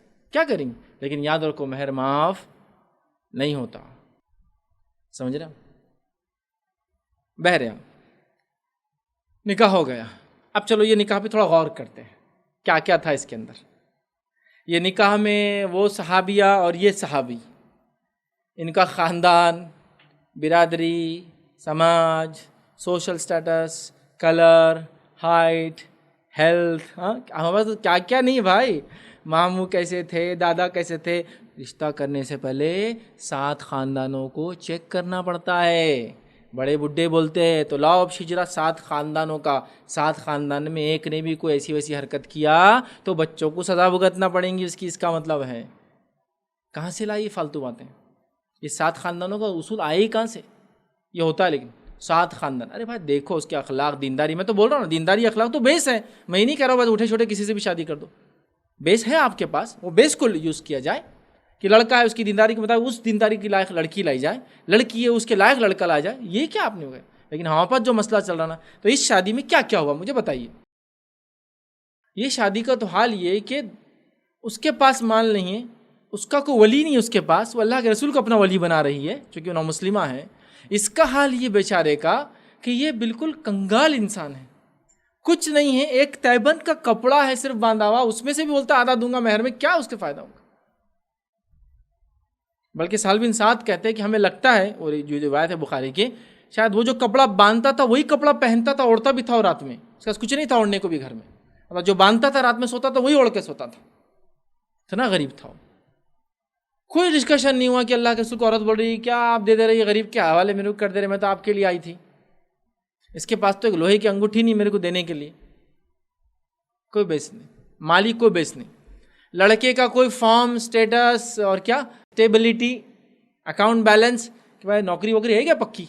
ہاں پر تو شادی ہوتی تو لڑکے کیا کیا دیکھا جاتا، نوکری. دوسرا گھر خود کا ہے یا کرائے کا ہے، کرائے کا ہے تو کون سے ایریے میں ہے، کتنے سال سے رہ رہے وہاں، اور پورا لایا جا رہا. اگر کرایہ 10-20 ہزار ہے تو پھر ٹھیک ہے، 4-5 ہزار والا تو بیکار ہے. وہ لمبے لمبے معیار اور وہ لمبے لمبے پورے اس کے جو ہوتے ہیں نا پورے کرائٹیریا 1 2 3 4 5. ہاں دینداری کے بیسس پہ دیندار ہم خیال لوگوں کے دوسرے سے نکاح کرنا چاہیے تو بہت ضروری یاد رکھیے. یہ بات بڑی ہے، ورنہ آپ بے دین لوگوں سے نکاح کرتے ہیں، دیندار لڑکی کا، دیندار لڑکے کا نکاح بے دین عورت سے ہوگا تو نسلیں بھی خراب ہوں گی اور اس کا مزاج بھی خراب ہو جائے. یہ تو بالکل ہے.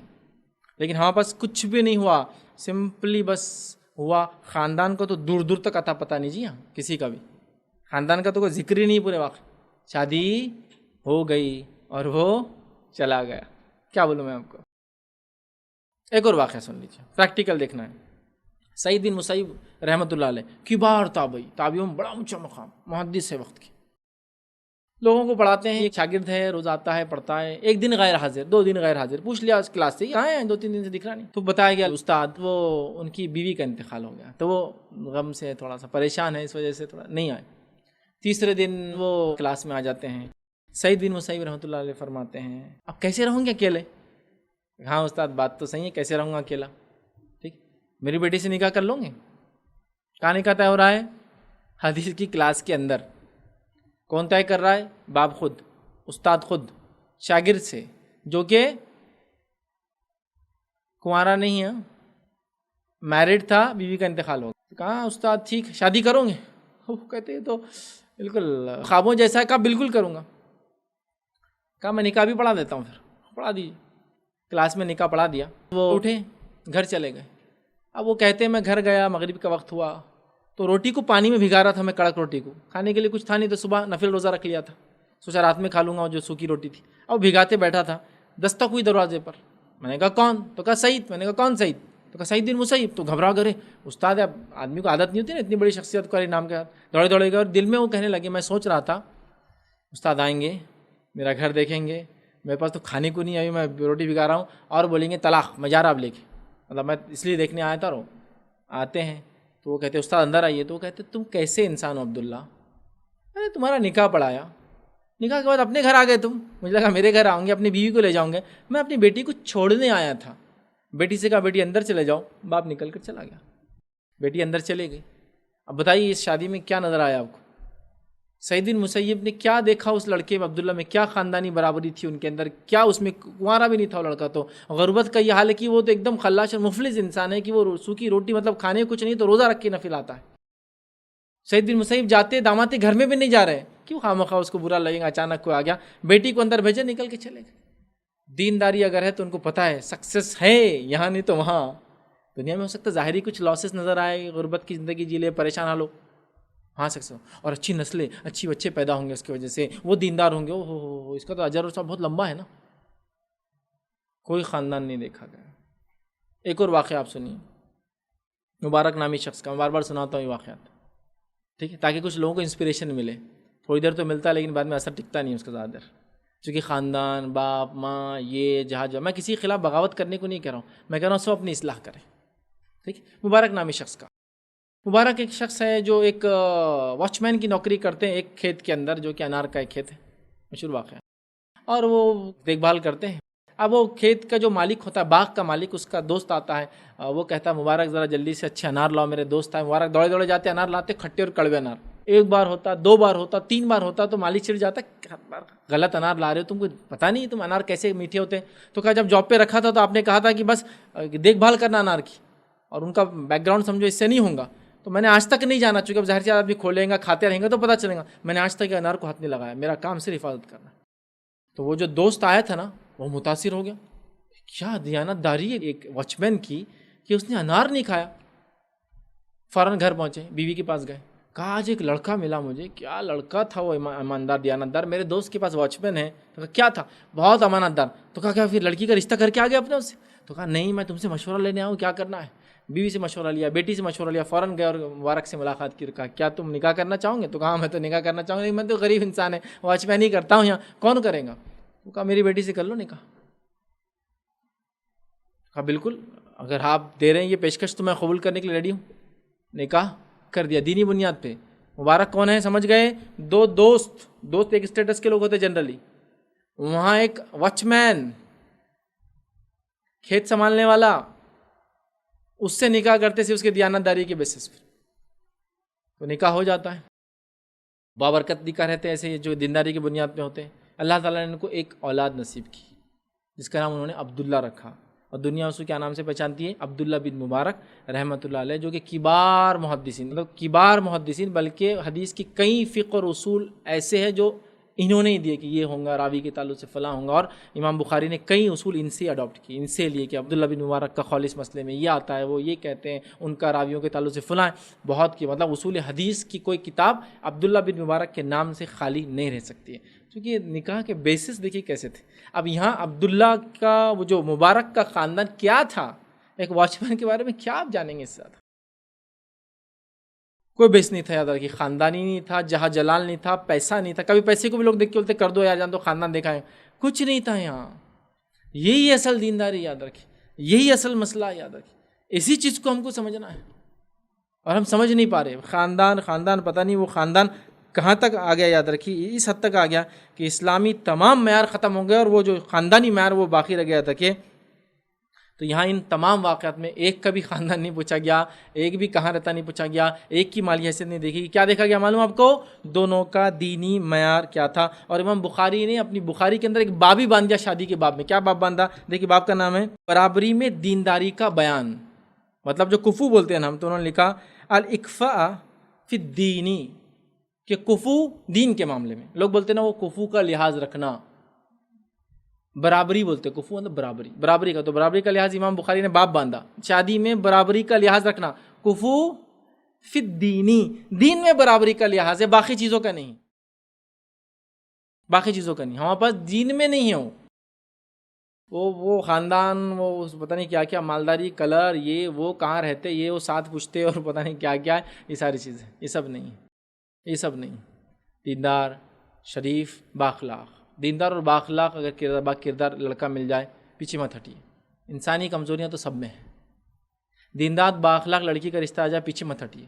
انسانی کمزوریاں تو سب میں ہیں. کون سا انسان بچا ہے؟ کوئی انسان بچا ہے کیا؟ نہیں وہ ہم نے وہ خاندانی کر لی تو وہ جھگڑالو ہے، نہیں وہ خاندان کی کر لی تو وہ لوگ فلاں کرتے، نہیں وہ خاندان کا لڑکا تو سخت مزاج ہے. مزاج تو سب کے الگ الگ ہوتے ہیں.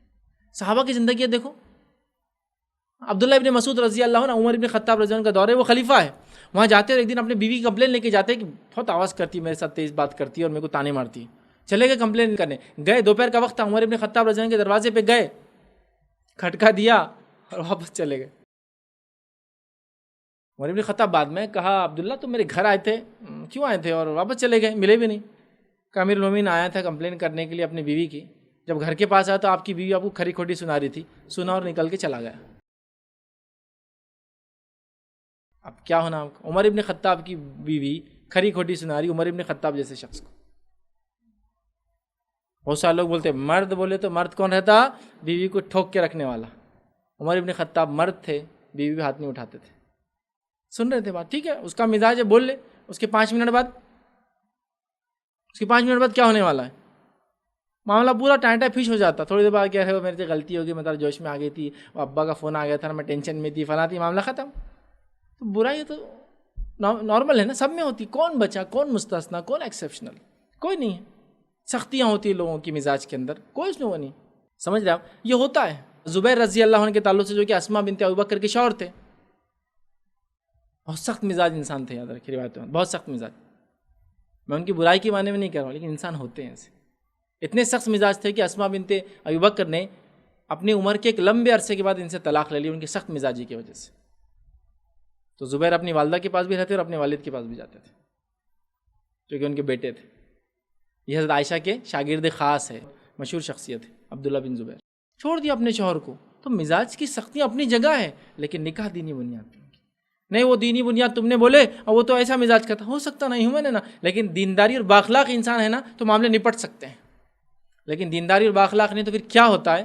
مجھے بولنے کی بہرحال ضرورت نہیں. خاندان، سماج، یہ وہ، خوبصورتی، پیسہ، جاہ، جلال، حسب، نسب، یہ وہ، اور شانہ کوا جا کے بیٹھتا پھر کہاں. آپ سب کو معلوم ہے، اردو کی بڑی مشہور کہاوت ہے، دینداری کو بیس بنائیے. کفو کا لحاظ ہے، لیکن کس چیز میں؟ دینداری میں کفو ہے. قومیت میں کفو نہیں ہے، مالداریت میں برابری اور کفو نہیں، یاد رکھیے. ٹھیک ہے، دینداری میں کفو کا لحاظ رکھیے. تو دیندار، با اخلاق، با کردار اگر لڑکا اور لڑکی مل جائے، پیچھے مت ہٹی، یاد رکھیے. اس چیز کو آپ ذہن میں رکھیں.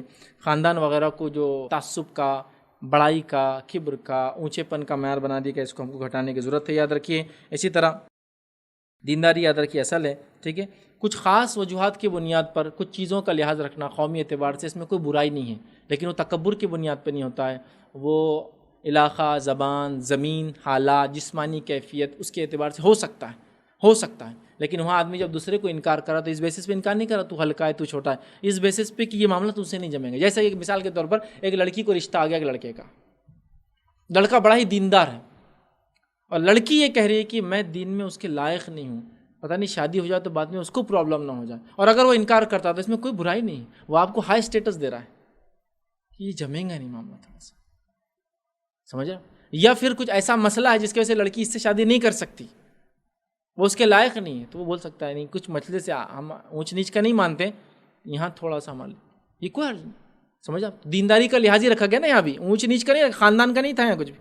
تو کفو کا لحاظ رکھے. کچھ جگہ ہو سکتا ہے زمین، زمانہ، حالات کے اعتبار سے، لیکن وہ بہت نامینل ہے، یاد رکھیے. ہم نے تو اتنا اسٹنجنٹ جس کو بولیں گے، اتنا سخت، اتنا چکٹ بنا دیا اس کو کہ اس کے بغیر آگے بڑھ ہی نہیں رہے. ہمارے علاقے میں بہت ساری باری باتیں سمجھ میں نہیں آتی، لیکن تھوڑا سا گاؤں اور خریوں میں چلے جاؤ جب آپ کو سمجھ میں آ جائے گا یہ خاندان، برادری کتنا رول پلے کرتی. میجر پارٹ یہی ہے، دینداری وغیرہ وغیرہ وغیرہ سب بعد میں آتی، میجر پارٹ ہے شادیوں کے لیے، یاد رکھیے. تو ان تمام چیزوں کو ہمیں چھوڑنا ہے. اور جب ایسی شادی کو کر لیتا ہے، سماج برادری میں نہیں کرتا، تو پھر کیا ہوتا ہے؟ بائیک آؤٹ کیا جاتا ہے، فلاں کیا جاتا ہے. یہ سب بہرحال چلتے رہیں گا. لوگوں کو اٹھنا ہے، سمجھداری کا تقاضا اختیار کرنا ہے، آگے بڑھنا ہے. آگے بڑھ کے دھیرے دھیرے کر کے ان رسومات کو ختم کرنا ہے. ایک دم ختم نہیں ہوتی یہ چیزیں، مجھے پتا ہے، دھیرے دھیرے کر کے کرنا ہے. اور کچھ نہ ہو سکے بھائی اپنے حد تک تو میں نہیں کر سکا، تو اپنے آنے والی نسلوں میں تو ضرور ختم کرنا ہی ہے. پھر جب میں ایک ذمہ دار بن جاؤں گا، ابھی تو کبھی مجبور ہوتا ہے آدمی، جب میں ذمہ دار بنوں گا تب بتاؤں گا میں کہ کیسا توڑا جاتا ہے یہ رسم کو اللہ کے لیے، اللہ کے خاطر. تو اگر انشاءاللہ جیسے ہم کریں گے تو یہ سسٹم دھیرے دھیرے ختم ہو جائیں گا، اور شادی بیاہ جو ہے دینداری کی بنیاد پہ ہوں گے، نہ کہ خاندانی حسب و نسب کی بنیاد پر. اسی پہ اپنی بات کو ہم ختم کریں گے. اللہ رب العزت سے دعا ہے کہ اللہ سبحانہ تعالیٰ جو کچھ کہا سنا گیا اسے عمل کی توفیق عطا فرمائے. ہم تمام کو دین کو معیار بنانے کی توفیق عطا فرمائے. ہم تمام کو دین کے مطابق اپنی شادی بیاہ کرنے کی توفیق عطا فرمائے. جب تک ہمیں زندہ رکھے اسلام اور ایمان پر زندہ رکھے، جب بھی ہمارا خاتمہ ہو ایمان پر ہمارا خاتمہ ہو. وآخر دعوانا ان الحمد للہ رب العالمین. سبحان ربک رب العزت عما یصفون وسلام علی المرسلین والحمد للہ رب العالمین.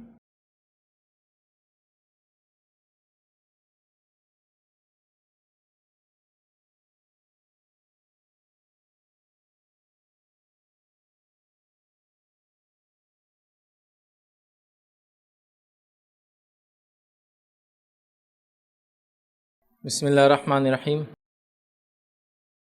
الحمد للہ رب العالمین والصلاة والسلام علی خاتم النبیین والمرسلین. رب اشرح لی صدری ویسر لی امری واحلل عقدۃ من لسانی یفقہوا قولی. جی السلام علیکم. فیض بھائی، آپ نے واقعات میں ایک واقعہ یہ بتائے تھے کہ کچھ علاقے میں چرچ کی جو ہے ذمہ داری جو مسلم نے لی ہے، تو یہ مطلب یہ ریلیجیسلی جائز ہے کیا کوئی کہ مطلب مسلمان کوئی کسی غیر مطلب مذہب کا ذمہ داری لے سکتے ہیں؟ تو کہاں تک اس چیز کی اجازت ہے؟ میں نے ایک سوال کیا جو میں نے اپنے واقعے کے بیچ میں صلاح الدین ایوبی کے تعلق سے جو واقعہ سنایا تھا، اس میں وہ چرچ کی ذمہ داری دی. دیکھیے، جب اسلامک اسٹیٹ ہوتا ہے، مطلب مسلمانوں کی حکومت ہوتی ہے، تو اس کے اندر جتنی رعایا جو ان کے ماتحت ہے ان کی دیکھ بھال کرنا، ان میں امن و امان رکھنا، ان کا خیال رکھنا، یہ اسٹیٹ کی ذمہ داری ہو جاتی ہے۔ اب دو فریق میں عیسائیوں کے جھگڑا ہو رہا تھا کہ چابی کون سنبھالے گا، کون اس کو کرے گا، جو ان کے دو بڑے فرقے ہیں ان کے مذہب کے اندر۔ لہٰذا یہ وقت کے حاکم کی ذمہ داری تھی کہ وہ امن قائم رکھنے کے لیے ان میں ایک فیصلہ دے۔ تو یہ ایک تعزیراتی حکم تھا جو صرف ان کے چرچ کو کھولنے اور بند کرنے کی ذمہ داری تھی، ریلیجس ڈیوٹیز نبھانے کی نہیں تھی وہ۔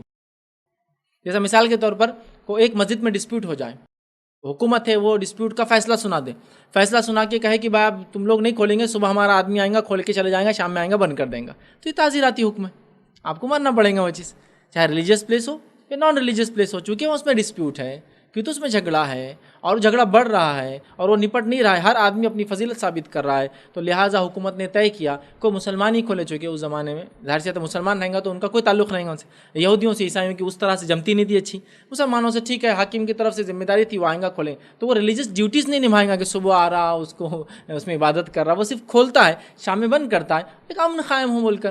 اب وہ ایک سسٹم چلا تھا، اب وہ سینچریز سے آج بھی چل رہا ہے، تو چل رہا ہے، وہاں کی لوکل گورنمنٹ آج بھی اس کو چلا رہی ہے، تو چلا رہی ہے، تو کھولنے اور بند کرنے کی حد تک انشاءاللہ اس کو حرج نہیں۔ شیخ اگر کوئی لڑکی والے یا لڑکی خود یا کوئی لڑکا دین کا ہے لیکن مزاجن بہت تیز ہے، جھگڑالو ہے اور وہ اس چیز کے لیے مشہور ہے، تو کیا ایسے گھر میں رشتہ کرنا صحیح ہوگا؟ میں نے ایک اچھا سوال کیا کہ اگر ایسا کوئی گھرانہ ہے، لڑکا دیندار ہے لیکن مزاجن سخت ہے، جھگڑالو ہے، تو رشتہ کرنا کیسا ہے؟ تو یہاں کفو کا لحاظ رکھا جائے گا، ایک لڑنے والی ڈھونڈ کے لائی جائیں گی جو کہ دیندار ہو، وہ بھی دیندار رہیں گی، روزے دار نمازی رہیں گی، لیکن روز کشتی کھیلیں گی اس کے ساتھ۔ یہی تو ہے کفو کا لحاظ، یہی تو ہے پھر کفو کا لحاظ۔ ایک لڑکا ہے مزاجن سخت ہے، تو کئی لڑکیاں ہوتی ہیں جو مزاجن سخت ہوتی ہیں، سمجھ آپ؟ تو ویسی لڑکی سے بول دیا جائے کہ لڑکا مزاج سخت ہے، سب کو معلوم ہے، آپ کی لڑکی اگر برداشت کر سکتی تو ٹھیک ہے، اور دونوں ایک دوسرے کے لیے پنچ بیگ روز بنیں گے، سمجھو یہ اس کو ہٹ کر رہا وہ اس کو ہٹ کر رہا، تو بہرحال یہ ٹھیک ہے۔ تو اس لیے میں نے کہا دیندار اور بااخلاق لڑکا، دیندار اور با کردار اور بااخلاق لڑکی، یہ کہا نا بار بار، اسی لیے کہا، لیکن اس کے اخلاق میں پرابلم ہے، دین میں پرابلم نہیں ہے، لیکن اخلاق کا بڑا گہرا تعلق دین سے بھی ہے، لیکن غصے کا تعلق تھوڑی شخصیت سے ہوتا ہے، جو کبھی کبھار انکانشیسلی آدمی میں آ جاتا ہے، تو اس معاملے میں یا تو بتا دیا جائے کہ تھوڑا غصیلا ہے، تو کیسا ہوگا جم جائیں گے کہ بچی کو، یا پھر ویسی لڑکیاں بھی ہوتی ہیں تھوڑی غصیلی ہوتی ہے، تو مینج بہرحال اس معاملے میں ہو سکتا ہے انشاءاللہ۔ السلام علیکم شیخ، ہمارا سوال تھا اگر کوئی انسان کسی انسان سے نکاح کرنا چاہتا ہے جو دوسری برادری کے دیندار کی بنیاد پہ، تو اکثر اس کے گھر والے ناراض ہوتے ہیں، خاندان والے ناراض ہوتے ہیں، اور یہ حدیث کہتے ہیں کہ نبی نے بولا آپس میں کرو بہتر ہے، تو ایسے معاملے میں کیا کیا جائے؟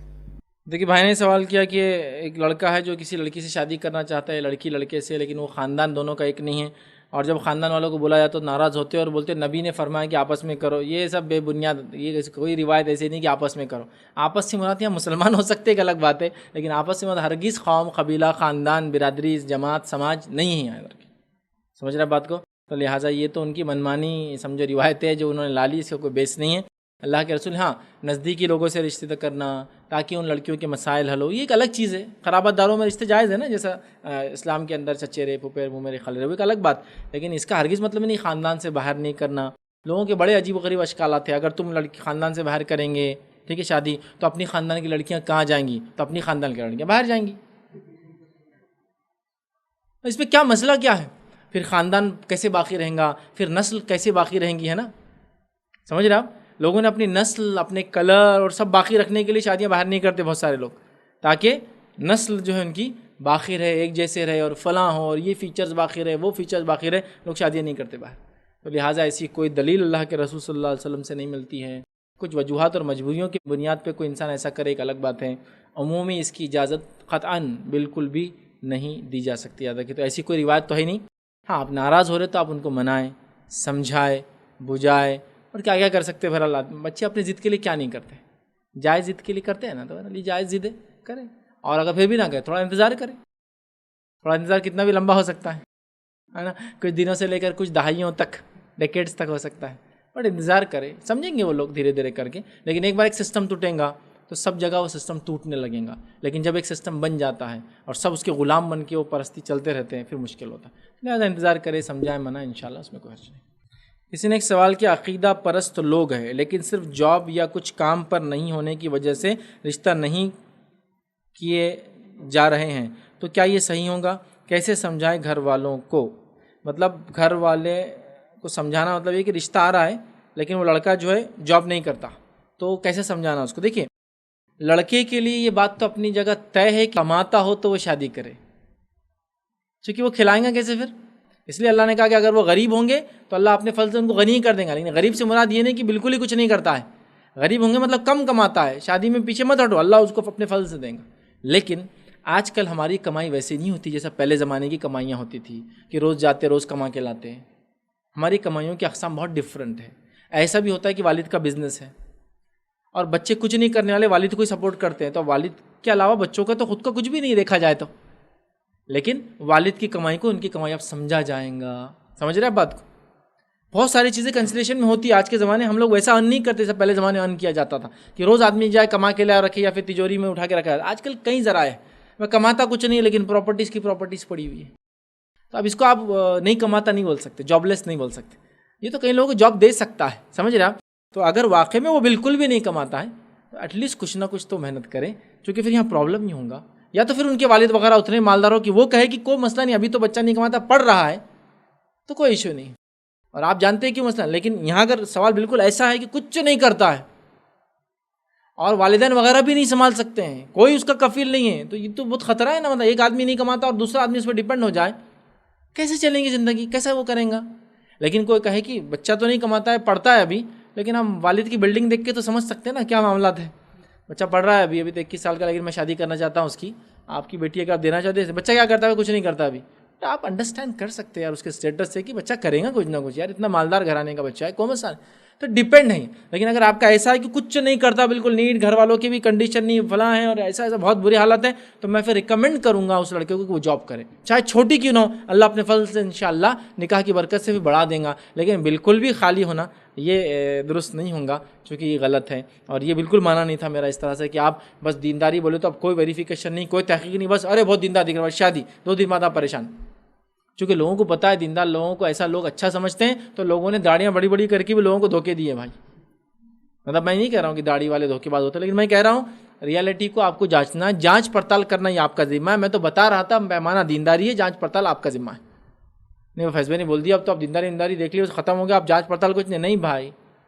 یہ تو اصول ہی ہے دنیا کا, کوئی بھی چیز کو آپ صرف دیکھ کے فیس ویلیو پہ نہیں لیتے ہیں. تو لہٰذا آپ تحقیق کریں.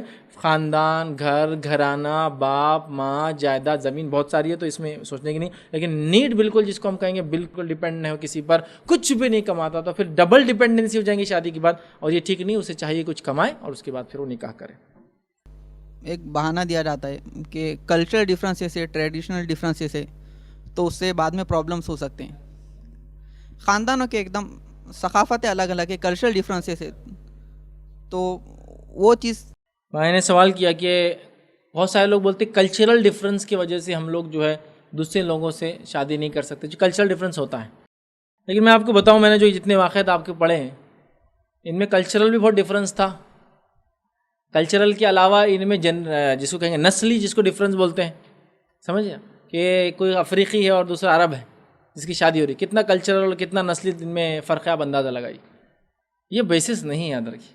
کلچرل ڈفرینس کیا ہو سکتا ہے کہ آپ لوگ گھاس کھاتے اور لوگ سبزی کھاتے, اتنا ڈفرینس ہے تو پرابلم تو ہے پھر کہ بھائی ہم تو بھائی جا کے گنا لیتے اور گنے کی سبزی بنا کے کھا جاتے. تو ایسا تو کوئی عام آدمی نہیں کر سکتا, گنے کی سبزی تھوڑی, وہ تو چوسنا توڑنا مشکل ہوتا ہے. تو آپ بول سکتے ہو اتنا ڈفرینس کلچر میں کہ زمین میں گڑھا کھود کے پانی نکال کے پی لیتے ہیں, مطلب بہت ہی زیادہ وہ ہے فلاں ہے. تو سمجھ میں آ رہا نہیں, یہ تو بہت ہی ڈینجر, روز شکار کرنا پڑتا, پھر گھر میں کھانا آ رہا ہے. ہماری بچی تو ایسی جگہ کیسے رہیں گی چاہے اتنا بھی دیندار ہو, چونکہ وہ تو بیچاری شہر میں پلی ہے, وہ جا کے, یہ تو سمجھ میں آ رہا, دس از سم تھنگ نیچرل. لیکن جو آپ کلچرل ڈفرینس بولے نا, اس کا کپڑا اسی الگ ہے, میں الگ ڈیزائن میں سیتا ہوں, اس کی ٹوپی الگ ڈیزائن کی تھی, ہم اس کو کلچرل ڈفرینس سمجھتے ہیں. کلچرل ڈفرینس میننگ یہ ہے کہ آپ ایک بچی کو اپنی ایسی جگہ بہانے کی بات کریں جو لڑکا دیندار ہے فلاں ہے, لیکن افریقہ کے ایسے جنگل میں رہتا ہے جہاں روز شکار کے کھانا ہے. آپ کی بچی لائق نہیں, چونکہ اس نے کبھی تکلیف اور مشقتوں کو دیکھا ہی نہیں نا, لیکن اس کے بعد بھی وہ دیندار ریڈی ہے, تو ایک الگ بات ہے, شریعت تو نہیں روک رہی اس میں, بٹ کنسیڈریشن یہاں ہے کیونکہ وہ شہر میں پلی ہوئی لڑکی نہیں جا سکتی وہاں, ہم کو پتہ ہے وہ چیز, سمجھ رہے نا آپ بات کو, یہ تو ہے, اس کو کنسیڈر کرنے میں کوئی مسئلہ نہیں. لیکن کلچرل ڈفرینس سے مراد یہ دونوں ایک شہر میں رہتے, ایک ساتھ رہ رہے, صدیوں سے رہ رہے, پھر بھی بولے انہیں الگ ٹوپی پہنتا, میں الگ پہنتا, کلچرل ڈفرینس. ان کے چشمے الگ رہتے ہیں, ہمارے چشمے الگ, کلچرل ڈفرینس. ان کے بال الگ ہے, ہمارے بال الگ اسٹائل ہے, کلچرل ڈفرینس. یہ تھوڑی کلچرل, ان کے برقعے الگ ہے, ہمارے برقعے الگ والے, کلچرل ڈفرینس. یہ کلچرل ڈفرینس نہیں, یہ ڈیزائن اور اسٹائل کا ڈفرینس ہے, جو کہ یہ بھی ویسا کر لے تو ویسے ہو جائیں گے جیسا آپ سمجھ رہے ہیں. یہ مراد نہیں. لیکن کلچرل ڈفرینس اگر بہت ہیوی ہے جس کی وجہ سے ان میں نباہ ہونا ناممکن ہے, چونکہ وہ فزیکلی برداشت ہی نہیں کر پائیں گی, تو سمجھ میں آتا ہے دس از لاجیکل سم تھنگ. اس میں شریعت یہ نہیں بول رہا نہیں کرنا چاہیے, بولے کرنا چاہیے, ایسا نہیں ہے. سمجھ رہے بات کو, یہ مانا. لیکن ہم جو کلچرل ڈفرینس بول رہے ہیں نا, بڑے بڑے شہروں میں تو پورا ختم ہو گیا, یہ تو آپ کو ماننا ہی پڑے گا. بڑے شہروں میں کوئی کلچر نہیں ہے سوائے وہ شہر کا کلچر جو رہتا. بڑے سٹیز میٹروپولس کو آپ دیکھیے جس کے اندر ایک ایک جگہ 100 نیشنلٹیز بچتی ہے, کیا کلچر بچتا ہے وہاں؟ کچھ نہیں, مکس کلچر ہوتا ہے پورا. بمبئی کو لے لیجیے ایک مثال کے طور پر, بمبئی کو لے لیجیے, ممبئی کو, وہ مہاراشٹر کا حصہ ہے, لیکن آپ جائیں گے تو مراٹھی سننے کو نہیں ملیں گی جلدی آپ کو. کیوں؟ تو میجورٹی پاپولیشن جو ہے نان مراٹھی ہے. 2 کروڑ کی آبادی ہوگی تو میجورٹی پاپولیشن نان مراٹھی. تو آپ کو لگیں گے آپ کسی علاقے میں جائیں گے تو انگلش نہیں چلیں گے, آپ کو لگیں گے کہیں تو بھی آپ انگلش وغیرہ آ گئے. کال سینٹرز کے ایریوں میں چل جائیں گے تو لگیں گے آپ امریکہ کے فلاں علاقے میں, تو یورپ کے فلاں علاقے میں ایسی انگلش اور ایکسینٹ وہ بولتے ہیں ایک دوسرے سے, سمجھ رہا. تو اب نہیں باقی رہا تو مکس ہو جاتا ہے. تو آپ یہاں تو بات مت کیجیے, بٹ یہ ڈفرینس ہے. بچی شہر میں پلی, نیو یارک میں پل کے آ رہی, اور آپ اس کو لا کے اور ایک چھوٹے سے قریے میں بیاہ دیں گے صرف دین کے نام پہ, تو پرابلم ہونے والا ہے. یہ کلچرل ڈفرینس یقیناً ہے, یقیناً ہے, یاد رکھیے.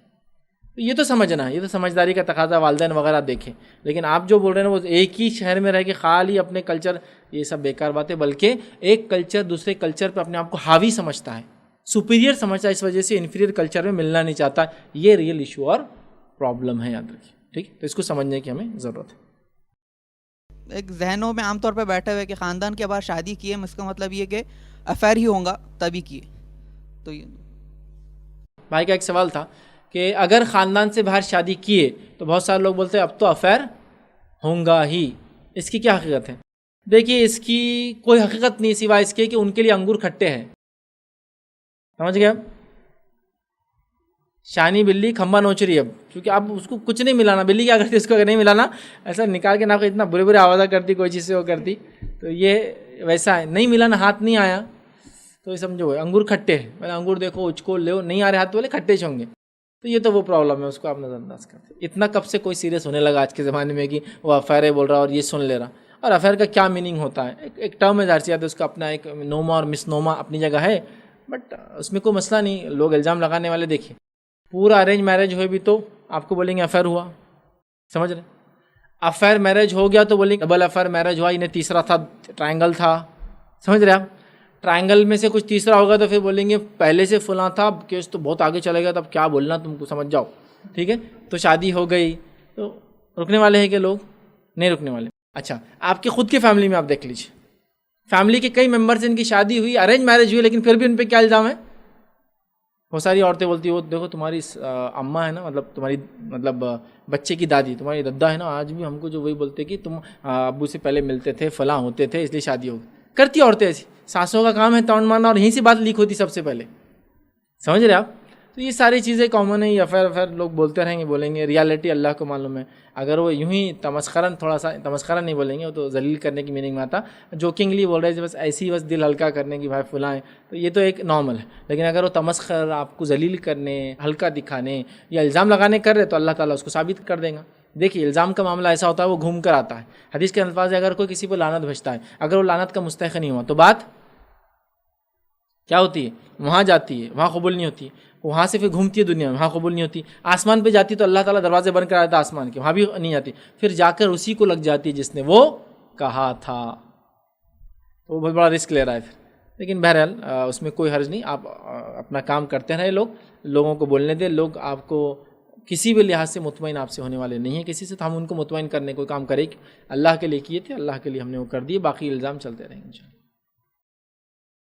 شیخ آپ نے بتایا کہ مطلب تخویہ اور اس کی بنیاد پہ, لیکن کچھ واقعات ہے یا قصے کہانیاں نہیں, واقعات ہے جو اللہ رسول وسلم کی مطلب اس سے ملتے کہ آپ ایک صحابی سے شاید واقعات ہوا کہ وہاں پہ نکاح مت کرو کیونکہ ان کی اولادیں شاید وہ کم ہوتی ہے, ایسا کچھ واقعات سننے میں آیا تھا. تو اس میں کیا مسئلہ ہے, جبکہ یہاں پہ اللہ رسول وسلم کو یہ دینداری یا اس چیز کے تعلق سے معلومات نہیں تھی, تو کیا مسئلے تھے اس میں؟ دیکھیے بہرحال ایک حدیث ہے, وہ اس میں اولادیں کم ہوتی بول کے نہیں. حدیث اس طرح سے ہے کہ میں اپنی کثرت پر روز قیامت فخر کرنا چاہتا ہوں. لہٰذا ایسی عورتوں سے نکاح کرو جو زیادہ بچے دینے والی ہو، روایت اس طرح سے. لیکن یہاں کہیں بھی نہیں کہ جس کو اولاد نہیں ہوتی اس سے شادی نہیں کرنا، چونکہ اولاد نہیں ہوتی معلوم ہی کیسا ہوں جب تک شادی نہیں ہوئی. سمپل ہے یہ، سمجھ رہے آپ بات کو. تو اس میں کثرت سے جن کو، اب یہ بھی کیسا پتہ چلے گا کس کا کثرت سے اولادیں کیسی ہوں گی؟ اس کے لیے علماء لکھتے ہیں اس کے خاندان کو دیکھا جائے گا، خود بہن بھائی کتنے ہیں، ننیال میں کتنے بچے ہیں، ددیال میں کتنے بچے، آپ کا اندازہ ہو جاتا. تو کچھ فیملی ہوتی سوفسٹیکیٹڈ فیملی، دو، تو دو کا پورا سسٹم رہتا، بھائیوں کو سب کو دو، ان کو دو، تو آپ کو معلوم ادھر دو کا ہی معاملہ رہے گا. کچھ فیملیوں کا ایسا چار پہ پورے اسٹیگننٹ ہوئے تو چار تو اب ظاہر سی بات ہے یہاں ہوں گا. کچھ فیملیوں کا ایسا دیکھو انلمیٹڈ ماشاءاللہ معاملہ چل رہا ہے کہ بھائی بڑا بیٹے کی شادی ہوگی تو ابھی ماشاءاللہ چھوٹے بھائی پیدا ہوئے ان کے، تو چل رہا ہے معاملہ. اس سے اندازہ ہو جاتا ہے کہ بھائی خاندان زیادہ بچوں کو پسند کرنے والا ہے، یہ لوگ زیادہ بچوں کو پریفر کرتے ہیں اسی لحاظ سے ہوں گے، چونکہ پرسنلی تو کسی کو جان نہیں سکتا، سمجھ رہا بات. تو لہٰذا حدیث کم بچے والوں سے شادی نہ کرو ایسا نہیں ہے، زیادہ بچے دینے والی سے مراد ہے کہ ان کے خاندان میں پریفر کرتے ہیں کہ ان کو اولاد زیادہ ہو، ایسے خاندان میں شادی کرنا چاہیے ایسے لڑکیوں سے، یہ اس کا معنی ہے. اس سے خاصا لوگوں میں ایک گاؤں کے ایک سوال رکھا کہ خاندان میں زاگہ ساگیاں ہو، جیسے خالے کے بہن سے خالے کے بھائی کی، اور ایسے مسلسل ہو کے خاندانی میں کو بچے اب نارمل پیدا ہو کے، اس کی کیا حقیقت ہے؟ دیکھیے بھائی نے سوال کیا کہ خاندانوں میں شادی کرنے سے ایک غلط فہمی ہے کہ بچے اب نارمل پیدا ہوتے ہیں. دیکھیے بچے اللہ رب العزت کی طرف سے ہوتے ہیں، نارمل اور اب نارمل وتھ ایبلٹیز اور اسپیشل ایبلٹیز جس کو بولیں گے، وہ تمام اللہ کی طرف سے ہیں. ایسا لوگ بولتے ہیں کہ ایسا دیکھا گیا، لیکن ایسا ضروری نہیں ہے، کیونکہ ایسے بچے جو ایسے والدین کو پیدا ہوتے ہیں جن کے آپس میں کوئی رشتے نہیں ہیں، اور وہ بچے اپنے آپ میں جس کو کہیں گے ڈسیبل تو نہیں بولیں گے، اسپیشلی ایبل ہے، ان کی ایبلٹی کیا ہم نہیں جانتے، اللہ ہی جانتا ہے. اسپیشلی ایبل ہے یا جو بھی ان کے لیے الگ الگ ورڈز ہوتے ہیں، ڈسیبل بولنا تو ٹھیک نہیں کسی بھی طرح سے، ٹھیک ہے. تو بہرحال ایسے بچے ہیں تو وہ کیوں پیدا ہوئے، پھر ان کا کیا رشتہ تھا؟ سمجھ رہے آپ؟ اگر ہم بولے کہ نزدیکی رشتوں سے رشتہ کرنے سے، رشتہ داروں سے بچے مینٹلی جو ہے مطلب جس کو کہیں گے ڈسیبل سمجھو، مینٹلی ڈسیبل ہے یا فزیکلی کوئی ان کی ایبلٹیز الگ ہوتی ہے دوسرے بچوں سے، تو اس معاملے میں وہ لوگ جن کے کوئی رشتے نہیں ہوتے جو ملتے ہیں ان کے بچے بھی ایسے ہوتے ہیں. اس میں دیکھا گیا یہ چیز، تو یہ کوئی ایسی نئی چیز نہیں، ٹھیک. لیکن یہ بات زیادہ دیکھی کہ رشتہ داروں میں ایسا ہوتا ہے، سائنٹیفک لوگ رپورٹس وغیرہ دیتے ہیں.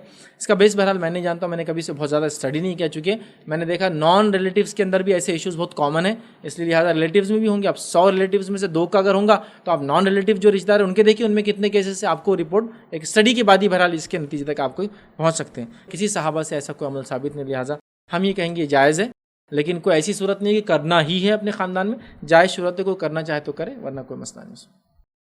کسی نے سوال کیا اگر کسی کے گھر میں ایک ہی انسان ہے، یعنی مرد کمانے والا، اور 10-12 لوگ ہیں گھر میں جس کے لیے وہ کماتا ہے، تو کیا یہ لوگ زکوٰۃ لے سکتے ہیں؟ دیکھیے زکوٰۃ کا تعلق کسی ایک مرد یا 2 مرد کے کمانے سے نہیں ہے، کتنا کماتا ہے اس پر ہے. ایک مرد گھر میں ہے اور 1 کروڑ کماتا مہینے کا، تو وہ 10-12 کیا 10-12 ہزار لوگوں کو پال سکتا ہے ایک مہینے میں.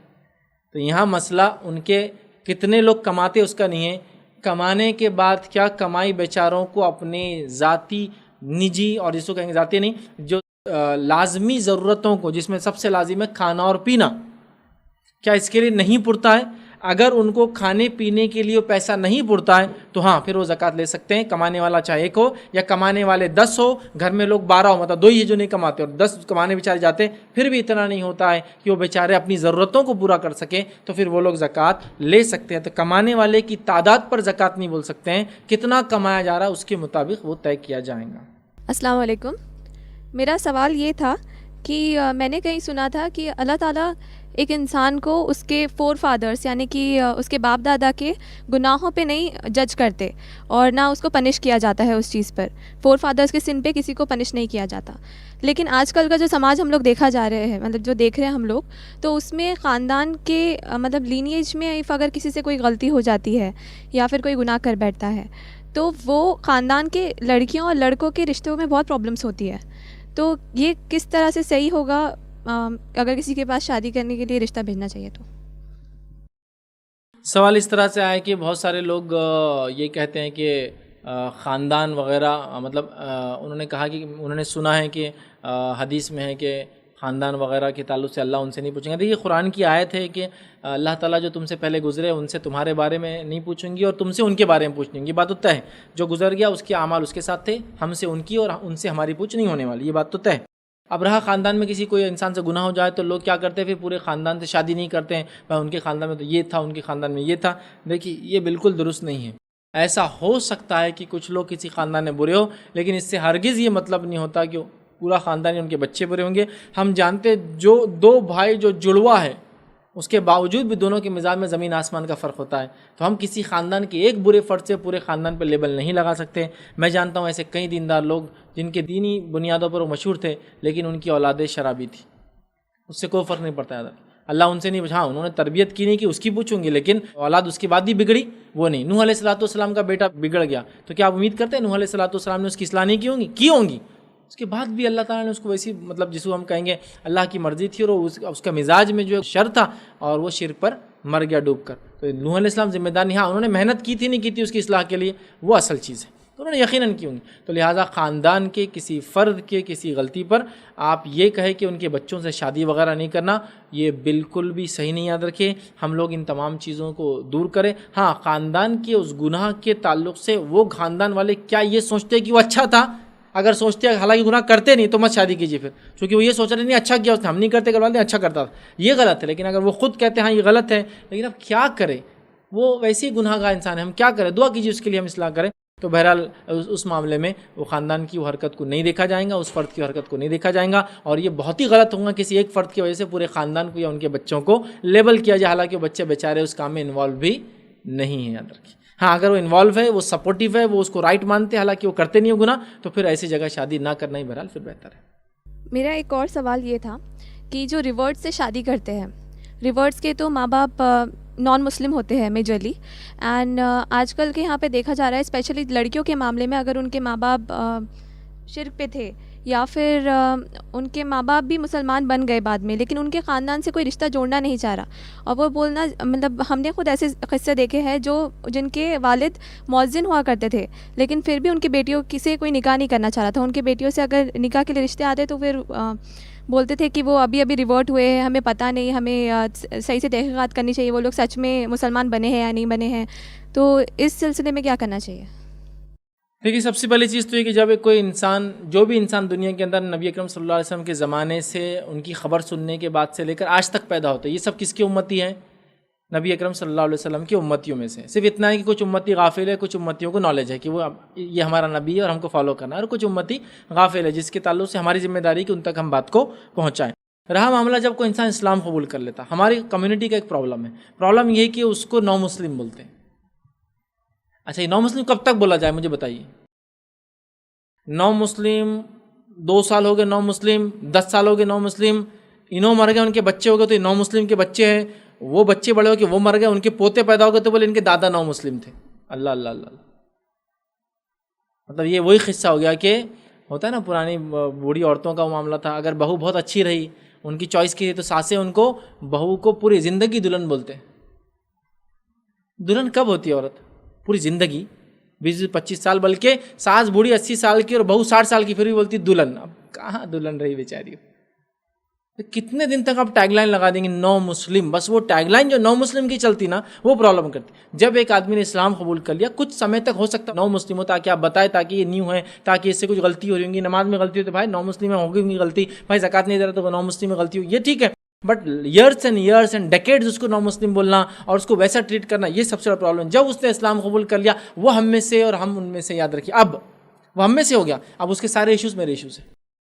جب ایک لڑکی نے اسلام قبول کر لی تو پارٹ آف یہ امہ ہو گئی ہو، اب وہ میرا ٹینشن اور میری فکر ہے کہ اس کی شادی وغیرہ بیاہ کیسے کرائی جائے، لیکن بھائی نو مسلم ہے اور اس طرح کی جو چیزیں ہو رہی ہیں، اور والدین کے اسلام قبول کرنے کی وجہ سے یا بچیوں نے کر لیا والدین نہیں کیا، ان پہ لیبل لگانا، شادیاں نہیں کرنا، انتہائی گھٹیا بات ہے، اور یہ وہی ہے خاندانی مسئلہ۔ نہیں وہ پہلے کون سے خاندان سے تھی کہ کیا معلوم، ہمارا خاندان تو بہت افضل ہے، کہاں شادی کر کے پھنستے، یہ سب وہی خاندان اور برادری کا مسئلہ ہے۔ یہ جب تک ہم یہ شیطان کو نکالیں گے نہیں اپنے ذہن سے، خاندان برادری کا یہ بت نہیں توڑیں گے نا، یہ بہت تماشے کرنے والا ہے۔ لہٰذا وہ جس روز اسلام قبول کیا، ابوبکر صدیق رضی اللہ عنہ اسلام قبول کیا، کئی صحابہ نے اسلام قبول کیا، کس نے دیکھا اس نے ان کا خاندان کیا تھا پہلے کا؟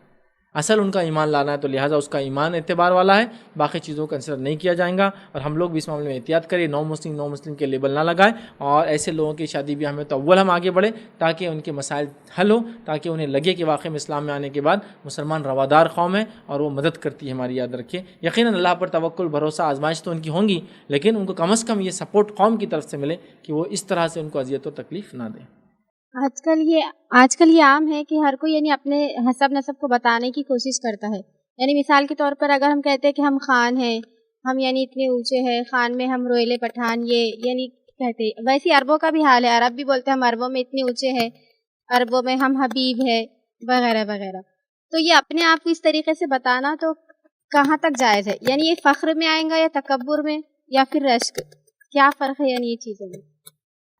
دیکھیے، اگر کوئی انسان اپنے خاندان کو اس لحاظ سے بتائے کہ وہ خاندان نے کیا کارنامے انجام دیے، وہ خاندان کون ہے، وہ خاندان کیا تھا، وہ لوگ کیسے اچھے کام کرتے تھے، وہ صحابہ سے ان کا تعلق تھا، وہ فلاں، صرف بتانے کی حد تک، بتانا شو آف نہیں، صرف ایز اے انفارمیشن ہے تو بالکل جائز ہے، اس میں کوئی مسئلہ نہیں. لیکن بتانے کا مقصد اگر یہ ہے کہ ہم اونچے ہیں دوسروں سے، افضل ہے، اعلیٰ ہے، عرفہ ہے، یہ پرابلم ہے سب سے بڑا، اور یہ تکبر ہے. اور ایسا کوئی حسب نسب آپ کو فائدہ نہیں دے گا جس میں آپ انعام اعمال نے آپ کو پیچھے چھوڑ دیا. سمجھ رہا کہ ہم فلاں خاندان سے تو ہم تو جنتی ہیں. بہت سارے لوگ ہوتے ہیں. ایک مرتبہ یہ ہوا کہ میں ایک جگہ درس لینے جاتا تھا اور وہاں یہ ہو گیا کہ چونکہ لوگ اختلاف کرتے، جماعتی اختلاف وغیرہ ہوتے ہیں، وہاں بہت ہی برا حال تھا. کچھ لوگ داخل ہو گئے اندر مسجد میں اور لوگوں کو مارنا شروع کر دیا، لڑائی شروع ہو گئی. مطلب تو لڑائی ہونے لگی ان کی. اب میں دیکھ رہا ہوں، ان کو روک بھی رہا ہوں. کچھ لوگوں کو لڑتے لڑتے ایک آدمی اس لڑائی میں سے نکل کے میرے طرف آ گیا. بولے یہ تو فتنے کی جڑ یہ ہے، درس جو لیتا اس کو نہیں. تو جیسی وہ میرے طرف آیا تو دوسرا آدمی فوراً بھاگتے ہوئے آیا.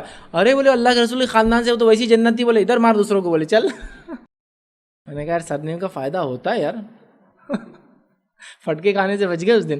ٹھیک ہے، آپ سمجھ رہے. تو لوگوں کا بڑا وہ ہے، نہیں بولے یہ تو کچھ بھی کرو، بولے گناہ گار سے گناہ گار رہو، جنت تو ان کی ہے ہی. بولے یہ دوسرے کا کو بگڑ رہے، بولے اس کی وجہ سے ان کو سدھارو. بولے اپن سمجھ رہے آپ لوگوں کے اپنے اپنے مزاج. تو یاد رکھیے یہ ایسا اونچ، ایسی نیچ اسلام میں نہیں ہے. تو کوئی انسان اگر اپنے آپ کو فلاں خاندان سے اپنے آپ کو فخر جتلانے بول رہا ہے، یہ بہت ہی گھٹیا پن ہے. یاد رکھیے ہر آدمی اس کے اعمال سے جج کیا جائے گا. میں نے وہ حدیث اس سے پہلے رکھی تھی، بس مختصر دہراتا ہوں. نبی اکرم صلی اللہ علیہ وسلم کے سامنے سے ایک آدمی گیا. آپ نے صحابہ سے پوچھا یہ آدمی کیسا ہے؟ تو کہا کسی کے رشتہ بھیجے تو قبول کیا جائے گا، کسی کو مشورہ دے تو سنا جائے گا، کسی مجلس میں جائے تو اس کو دھیان دیا جائے گا. وہ چلا گیا. دوسرا آدمی گزرا، اللہ کے رسول صلی اللہ علیہ وسلم نے پوچھا اس کا معاملہ کیا ہے؟ تو کہا یہ کسی کو رشتہ بھیجے تو قبول نہیں کیا جائے گا، کوئی اس سے مشورہ لینا پسند نہیں کرتا، یہ مجلس میں آئے تو لوگ وہاں سے نکل جائیں گے. نبی اکرم صلی اللہ علیہ وسلم نے فرمایا جو پہلا آدمی جس کے بارے میں تم نے کہا نا، جس سے شادی کا رشتہ بھیجے تو قبول ہوں گا، اس کے مشورے لیے جائیں گے، ویسے انسانوں سے دنیا پوری بھی بھر جائے نا تو یہ ایک انسان کا مقابلہ نہیں کر سکتے. اب دیکھیے ظاہری طور سے وہ انسان کمزور سمجھ میں مانا جاتا، کوئی اس سے مشورہ نہیں لیتا، ورت نہیں تھا وہ کہ اس کو ویٹ دیا جائے. لیکن اللہ کے رسول فرما رہے وہ پہلے انسان کے جیسے اگر پوری دنیا بھر دی جائے نا تو یہ ایک انسان کا مقابلہ نہیں ہو سکتا نیکی میں. لہٰذا ہم نہیں جانتے تو خاندان، اونچ نیچ، سماج، علاقوں کی وجہ سے اپنے آپ کو بڑا سمجھنا یہ بے انتہا گھٹیا چیز ہے. تکبر کی یہ بنیاد ہے. اور تکبر جس کے دل میں ہوگا، حدیث کے اندر واضح الفاظ ہے، رائے برابر بھی تکبر جس کے دل میں ہوگا وہ جنت میں داخل نہیں ہوں گا. یاد رکھیے. میرا سوال یہ تھا کہ جو نکاح کے بعد کا جو کھانا ہوتا ہے، مطلب جو شادی کا کھانا ہم لوگ بولتے ہیں، تو یہ کس حد تک جائز ہے کہ ہم لوگ یہ کھائیں؟ کیونکہ میں نے تو سنا ہے کہ ولیمے کا کھانا سنت سے ثابت ہے، تو یہ ڈبل ہوتا ہے، مطلب شادی کے دن بھی کھانا ہوتا ہے اور ولیمے کے دن بھی کھانا ہوتا ہے. تو یہ کھانا جائز ہے کہ نہیں؟ اور اگر کوئی لوگ اس کو منع کرتے ہیں تو فیملی والے اس کو پریشرائز کر کے یہ بولتے ہیں کہ ہم اتنے بھی غریب نہیں ہیں کہ اتنا کھانا بھی نہیں کھلا سکتے ہمارے رشتہ داروں کو، تو یہ کیا جائز ہے؟ دیکھیے نکاح کے کھانے کے تعلق سے میں لمبی بحث میں تو نہیں جاؤں گا، بس یہ کہوں گا کہ نکاح کا کھانا ان کھانوں میں نہیں ہے جو حرام ہے. اب کوئی اس میں زیادتی کرتا ہے اور خرافات کرتا ہے اور اس میں اضافہ کرتا ہے، یہ اس کا اپنا ذاتی جرم ہے. لیکن یہ وہ کھانا نہیں ہے کہ جو حرام ہو. اگر اس کھانے کو ہم حرام کر دیں گے تو پھر تمام کھانے جو سنت سے ثابت نہیں سب حرام ہو جائیں گے. جبکہ کھانے میں اصول یہ ہے کہ جو حرام ہے بتا دیا گیا، باقی سب حلال ہے. تو لہٰذا یہ حرام کھانوں میں شمار اس کا نہیں ہے. آپ کو گاڑی لے تو آپ کیا بولتے اس کو؟ مٹھائی کھلاؤ، اور بولنے لگے بھائی سنت ثابت ہے کہ مٹھائی کھلانا، گاڑی لیے، اونٹ لیے، گدھا لیے، خچر لیے، تو ہم بولیں گے نہیں ثابت تو نہیں ہے. لیکن یہ عمومی ہے، سوسائٹی سماج میں لوگ رہتے تو ایسے ہی جیتے ہیں، کچھ کھانے پینے کا چلن ہوتا ہے. تو لہٰذا ان کو آپ شماری نہ کریں ایسی چیزوں میں. لیکن اس میں کوئی زبردستی کر رہا ہے، زیادتی کر رہا ہے، خرافات کر رہا ہے، اسراف کر رہا ہے، دوسروں کو تکلیف ہو رہی ہے، تو اس کو کم کرنا، بند کرنا، ختم کرنا اچھی بات ہے. لیکن میں حرام اس کو قرار نہیں دے سکتا ہوں. یہ خرافات اور اس ماحول پہ ڈیپینڈ ہے کہ وہ وہاں کی حد تک حرام یا حلال پھر کہا جا سکتا ہے. یاد رکھیں کہ اگر ہم لوگ دینداری کے بیسس پہ کوئی شادی کرنا چاہے کسی انسان سے، تو ہم کیسے پتہ لگائے کہ وہ دیندار ہے یا نہیں؟ مطلب ایک لڑکی کی کیٹیگری سے، لڑکی سے ہم لوگ کیسے پتہ چلے کہ وہ لڑکا دیندار ہے یا نہیں، اور اس کے کفوگ میں لیول ہے یا نہیں اس کا؟ دیکھیے لڑکی کیسے پتہ لڑکا دیندار ہے، تو یہ تو بہت واضح ہے. لڑکے کی دینداری تو عیاں ہوتی ہے عام طور سے. لڑکی تو پردے میں ہونے کی وجہ سے بہت ساری چیزیں چھپی ہوتی ہیں، لیکن لڑکے کی دینداری عیاں اس اعتبار سے میں کہہ رہا ہوں تو واضح ہوتی ہے. نماز کو جا رہا ہے 5 وقت، کوئی بھی گواہی دیں گے نمازی ہے، نماز مسجد میں آتا. چہرے پہ داڑھی رکھا ہوا ہے، وہ بھی گواہی دیں گا کہ یار یہ جو ہے دین کی طرف اس کی رغبت ہے. فلاں اعمال کرتا ہے، عمرے کو جا رہا ہے، تو اس کی دینداری واضح ہوتی ہے، عیاں ہوتی ہے، بہت مشہور ہوتی ہے. لڑکے کی دینداری تو بہت آسان ہے، مشکل ہوتی ہے لڑکیوں کی دینداری ویریفائی کرنا. تو لڑکوں کی دینداری آیا ہے، آس پاس کا ماحول، اس کے دوست اور اس کے گھر والے یا کسی ایک انسان، اچھے انسان کو جو سماج کا جو ہے ایکسپیرینس تجربہ رکھتا ہے، آپ پوچھیے، وہ بتاؤ، پوری رپورٹ لا کے دے دیں گا لڑکا کیسا ہے. یہ بالکل واضح ہو سکتا ہے، اور وہ لوگ آ کے لڑکی کو بتائیں گے کہ لڑکا کیسا ہے. یہ اس کا طریقہ ہے. رہا معاملہ کہ لڑکی کے تعلق سے کیسے معلومات لے کہ وہ دیندار ہے. دیکھیے لڑکیوں کے تعلق سے معلومات ظاہر سی بات ہے گھر کی دوسری عورتوں سے، رشتہ داروں سے پتہ چل جاتی ہے کہ لڑکی کیسی ہے. ویریفیکیشن اسی طرح کیا جائے کہ مطلب ان کے گھر پہ کسی کو بھیجا جائے یا اس گھر میں جو آنے والی عورتیں ہیں ان سے پتہ کیا جائے، وہ لوگ بتا دیں گے کہ لڑکی دیندار ہے یا نہیں ہے. یہی ایک طریقہ میں سمجھتا ہوں واجبی طریقہ ہے کہ لڑکی دیندار ہے یا نہیں ہے، آپ پتہ کر سکتے ہیں، یہ ہم پتہ کر سکتے ہیں. آج کل جو خاندانی نکاح بھی ہو رہے ہیں تو اس کی یعنی لوگوں کی بنیادیں بھی یہ ہے کہ کچھ نہ کچھ دشمنی نکالنے کے لیے نکاح کرتے ہیں اور بعد میں یعنی بیٹی کو طلاق دے دیتے ہیں کہ یعنی سامنے والوں کو بس تکلیف ہو. تو یہ کہاں تک صحیح ہوگا؟ سوال یہ آیا تھا کہ کچھ لوگ ہوتے ہیں جو شادی کرتے ہیں تاکہ خاندانی رنجش یا دشمنی نکالے، پھر شادی کرنے کے بعد وہ لڑکی کو طلاق دیتے ہیں وغیرہ وغیرہ کرتے ہیں. یہ کیا ہے؟ تو یاد رکھیے یہ بہت بڑا گناہ ہے. شادی کی نیت تھی اس کی خراب تھی، طلاق دینے کی نیت سے کیا، ظاہر سی بات ہے اس کا نکاح بھی نہیں ہوا. اور اس کے علاوہ یاد رکھیے وہ بہت بڑا گنہگار ہے. اس کو کتنا گناہ ملے گا یہ تو اس کے ظلم کے اعتبار سے، چونکہ حدیث میں تو ہے اللہ کے رسول صلی اللہ علیہ وسلم نے فرمایا کوئی کسی پر ظلم کرے تو وہ جنت میں نہیں جائیں گا. صحابہ نے کہا ظلم کی مقدار کیا ہے، کیا کوانٹٹی ہے؟ تو کہا پیلو کی لکڑی کے برابر. پیلو کی لکڑی بولتے ہیں مسواک کو. علماء لکھتے ہیں مسواک کے ریٹ کے برابر ظلم، مسواک کے ویٹ کے برابر ظلم، یا مسواک کے سائز جو 9 انچ کے اپروکسیمیٹ ہوتا ہے اس کے برابر بھی ظلم کیا کسی نے تو وہ جنت میں نہیں جائیں گا. تو اب لڑکی پہ تو اس نے شادی کر کے زندگی خراب کر کے ایسا کیا، یہ کتنا ظلم کیا اس کے حساب سے. لیکن میں اتنا تو کہہ سکتا ہوں اس نے اپنی آخرت برباد کر لیا. یاد رکھے اگر ایسا اس نے کیا ہے تو کسی نے، یہ بہت سنگین جرم ہے، بہت گناہ والا عمل ہے، بہت غلط ہے. اور کیا انسان کو پسند کرے اس کی بہنیں وغیرہ یا اس کے گھر والے رشتہ دار عورتوں کے ساتھ کوئی کرے؟ نہیں، تو وہ بھی کسی کے ساتھ ایسا عمل نہ کرے. اور مجھے تعجب ہوتا ہے ان لڑکوں پر جو ایسے کاموں کے لیے تیار ہو جاتے، کتنے حقیر اور کتنے ذلیل ہے وہ، دنیا اور آخرت اپنی بہرحال وہ برباد کر رہے ہیں ایسا کر کے. حسب نسب کی بنیاد کے اوپر نکاح نہیں کراتے، انا کی وجہ سے، بس یعنی عجم ہے عرب ہے یہ فرق کی وجہ سے. تو اس پہ کیا گناہ ہوگا؟ کیونکہ جب اچھی چیز اللہ تعالیٰ مہیا کر رہا پھر بھی اس کو انکار کر رہے. سوال یہ کہ حسب نسب کی بنیاد پر کسی کے رشتے کا انکار کر دینا، حالانکہ رشتہ اچھا ہے اور وہ نہیں قبول کرنا، یاد رکھیے یہ بہت ہی عجیب بات ہے. یہ وہی مسئلہ ہے خاندان اور جو خاندان پرستی والا مسئلہ ہے. لوگوں کو اس خاندان پرستی سے نکلنا ہوگا. یاد رکھیے چونکہ میں نے دیکھا ہوں بہت ساری بار مسئلہ کیا ہوتا ہے سماج کا. دیکھیے آپ سمجھ لیجیے ایک آدمی نے اپنی لڑکی کا نکاح کسی ایسے خاندان میں کرے جو غیر خاندان ہے ان کے نزدیک. اب جب وہ داماد جب آتا نا ملنے کے لیے تو اس کو ہتک اور شرم محسوس ہوتی دوسرے سے ملانے میں. سمجھ رہے آپ؟ ہتک ہوتی، اس لیول تک وہ ہتک ہوتی کہ مطلب وہ اس کے لیے ایک دم موت رہتی. ہر دعوت میں بولتا تمہارے شوہر کو دیکھ کے مجھے ایسا لگتا میں کیا کر لوں اپنے آپ کو. سمجھ رہا؟ چونکہ ان کے نزدیک وہ خاندان، وہ نام، وہ سرنیم جو بہت عظمت اور والا رہتا، لہٰذا وہ بات کی ذلت سے بچنے کے لیے حرکت کرتے ہیں.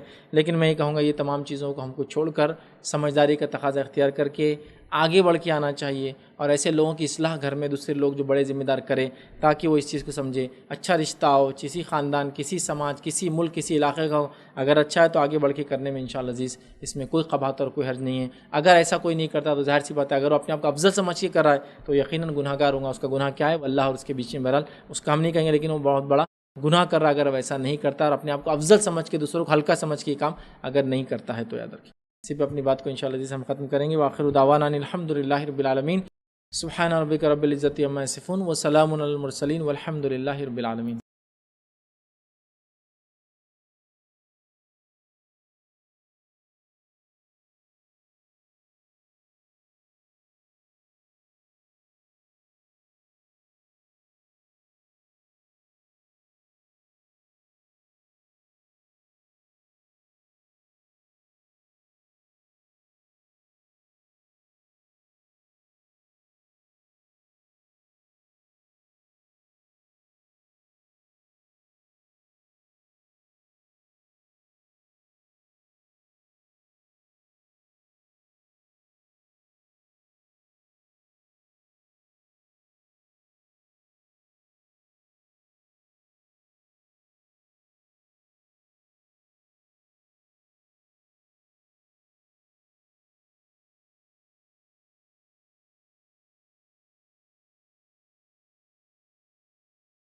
السلام علیکم. آپ بھی ہمارے اس کام میں تعاون کریں اپنی زکات و صدقات کے ذریعے. ڈونیشن ڈیٹیلز کے لیے ڈونیٹ اس پر کلک کریں. اگر آپ کو ہمارے ویڈیوز پسند آئے ہیں تو اسے شیئر کریں اور سب کے حقدار بنیں. روزانہ ہمارے ویڈیوز کو پانے کے لیے ہمارے یوٹیوب چینل کو سبسکرائب کریں اور بیل آئکن دبائیں. ہم سے دیگر سوشل میڈیا پر جڑنے کے لیے ویڈیو میں دیے گئے آئی ڈی کو سرچ کریں. جزاک اللہ.